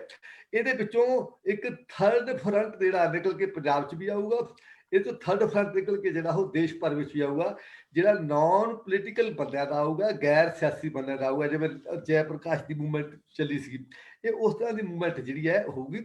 ਤੇ ਹੁਣ ਇਹਨਾਂ ਨੂੰ ਜੇ ਇਹਨਾਂ ਦੀਆਂ 100 ਦੇ ਵਿੱਚੋਂ 80 ਮੰਗਾਂ ਮੰਨੀਆਂ ਜਾਂਦੀਆਂ ਨੇਗੀਆਂ ਤੇ ਸਾਰੇ ਜਿਹੜਾ ਆਪਣੀ ਜਿਹੜੀ ਫੌਜ ਨੂੰ ਨਾ ਉਹਨੂੰ ਡਿਸਪਲਿਨ 'ਚ ਲੈ ਕੇ ਉਹਨੂੰ ਪੂਰੀ ਝੋਕ ਕੇ ਉਹਨੂੰ ਖਤਮ ਨਹੀਂ ਕਰਨਾ ਹੁੰਦਾ, ਉਹਨੂੰ ਫਿਰ ਰੀਜੂਵਨੇਟ ਕਰਨਾ ਹੁੰਦਾ, ਤਾਂ ਹੋਰ ਵੀ ਕੰਮ ਕਰਨੇ ਹੁੰਦੇ ਨੇ। ਇਹ ਤੋਂ ਬਾਅਦ ਸਾਡੇ ਇਹ ਜੇ 3 ਇਹ ਕਾਨੂੰਨ ਖਤਮ ਹੋ ਜਾਂਦੇ ਨੇ ਤਾਂ ਇਹਦੇ ਨਾਲ ਕਿਸਾਨੀ ਦੀ ਹਾਲਤ ਕੋਈ ਸੁਧਰ ਨਹੀਂ ਲੱਗੀ। ਇਹ ਤਾਂ ਇਹ ਹੈ ਕਿ ਇੱਕਦਮ ਫੌਰੀ ਜਿਵੇਂ 1857 ਦੀ ਕ੍ਰਾਂਤੀ ਆਈ ਸੀ ਨਾ, ਕਿ 1857 ਦੇ ਕੀ ਕਾਰਨ ਸੀ, ਉਹ ਕਹਿੰਦੇ ਬਾਕੀ ਕਾਰਨ ਹੋਰ ਬਥੇਰੇ ਸੀਗੇ, ਲੇਕਿਨ ਫੌਰੀ ਕਾਰਨ ਇਹ ਸੀਗਾ ਕਿ ਜਿਹੜਾ ਉਹ ਮੁਸਲਮਾਨਾਂ ਨੂੰ ਸੂਰ ਦੀ ਚਰਬੀ ਵਾਲਾ ਕਾਰਤੂਸ ਤੇ ਹਿੰਦੂਆਂ ਨੂੰ ਗਊ ਦੀ ਚਰਬੀ ਵਾਲਾ ਕਾਰਤੂਸ ਮੂੰਹ ਨਾਲ ਖੋਲਣਾ ਪੈਂਦਾ, ਇਸ ਕਰਕੇ ਜਜ਼ਬਾਤ ਭਰ ਗਏ। ਸੋ ਫੌਰੀ ਕਾਰਨ ਜਿਹੜਾ ਹੋ ਗਿਆ ਕਿਸਾਨਾਂ ਵਾਲਾ ਹੋ ਗਿਆ, ਇਸ ਬਿੱਲਾਂ ਦਾ ਹੋ ਗਿਆ। ਇਹਨਾਂ ਦੇ ਕਿਸਾਨਾਂ ਦੇ ਹੋਰ ਮੁੱਦੇ, ਕਰਜ਼ਿਆਂ ਦੇ, ਸਬਸਿਡੀਆਂ ਦੇ, ਤੇਲ ਦੇ ਭਾਅ ਦੇ, ਬਹੁਤ ਸਾਰੇ ਮੁੱਦੇ ਨੇ ਜਿਹੜੇ ਦਵਾਈਆਂ ਦੇ, ਠੀਕ ਹੈ ਨਾ, ਹੋਲਡਿੰਗ ਦੇ। ਮੈਂ ਕਹਿੰਦਾ ਕਿ ਵੱਡੀ ਗੱਲ ਕਿ ਅਡਵਾਨੀਆਂ ਨੂੰ ਹਜ਼ਾਰਾਂ ਏਕੜ ਜ਼ਮੀਨ ਦੇ ਠੇਕੇ ਦਿੱਤੇ ਜਾ ਰਹੇ ਨੇ, ਕਿ ਲੈਂਡ ਸੀਲਿੰਗ ਨਹੀਂ ਤੋੜੀ ਜਾ ਰਹੀ।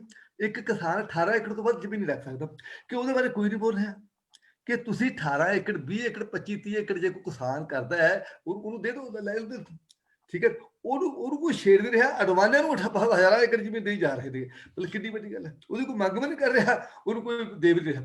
ਸੋ ਇਹ ਇੱਕ ਸਾਰਾ ਕੁਝ ਹੋ ਕੇ ਵਾਹਿਗੁਰੂ ਕਰੇ ਇਹ ਪੀਸਫੁਲੀ ਖਤਮ ਹੋ ਜਾਏ, ਇਹ ਇੱਕ ਬਹੁਤ ਵੱਡੀ ਪ੍ਰਾਪਤੀ ਹੋਊਗੀ ਸਟੇਟ ਦੇ ਵਿੱਚ ਵੀ, ਨੈਸ਼ਨਲ ਪੱਧਰ ਦੇ ਵਿੱਚ। ਮੈਨੂੰ ਇਹਦੇ ਤੋਂ ਬਹੁਤ ਵੱਡੀਆਂ ਸੰਭਾਵਨਾਵਾਂ ਨਜ਼ਰ ਆ ਰਹੀਆਂ ਨੇ। ਇਸ ਦੇ ਵਿੱਚ ਇੱਕ ਜਿਹੜੀ ਹੈ ਜਿਹਨੂੰ ਅਸੀਂ ਕਹਾਂਗੇ ਚਾਹੇ ਗੈਰ ਸਿਆਸੀ ਹੋਣ, ਉਹ ਵੀ ਸਿਆਸੀ ਹੋਊਗੀ। ਮਤਲਬ ਗੈਰ ਸਿਆਸੀ ਭਾਵ ਜਿਹੜਾ ਟ੍ਰੈਡੀਸ਼ਨਲ ਸਿਆਸੀ ਪਾਰਟੀ ਇਹਨਾਂ ਤੋਂ ਮੁਕਤ ਇੱਕ ਹੋਰ ਪਾਰਟੀ ਹੋਊਗੀ ਜਿਹੜੀ ਸਿਆਸੀ ਮੁੱਦਿਆਂ ਤੇ ਗੱਲ ਕਰੇਗੀ, ਸਿਆਸੀ ਮੁੱਦਿਆਂ ਤੇ ਇਸ਼ੂ ਰੱਖੇਗੀ ਤੇ ਲੋਕਾਂ ਦੇ ਜਿਹੜੇ ਕਿਸਾਨਾਂ ਦੀ ਤੇ ਆਪਣੇ ਦੀ ਹੋਏਗੀ ਪਾਰਟੀ, ਉਹ ਛੋਟੇ ਵਪਾਰੀਆਂ ਦੀ, ਕਿਸਾਨਾਂ ਦੀ ਤੇ ਮਜ਼ਦੂਰਾਂ।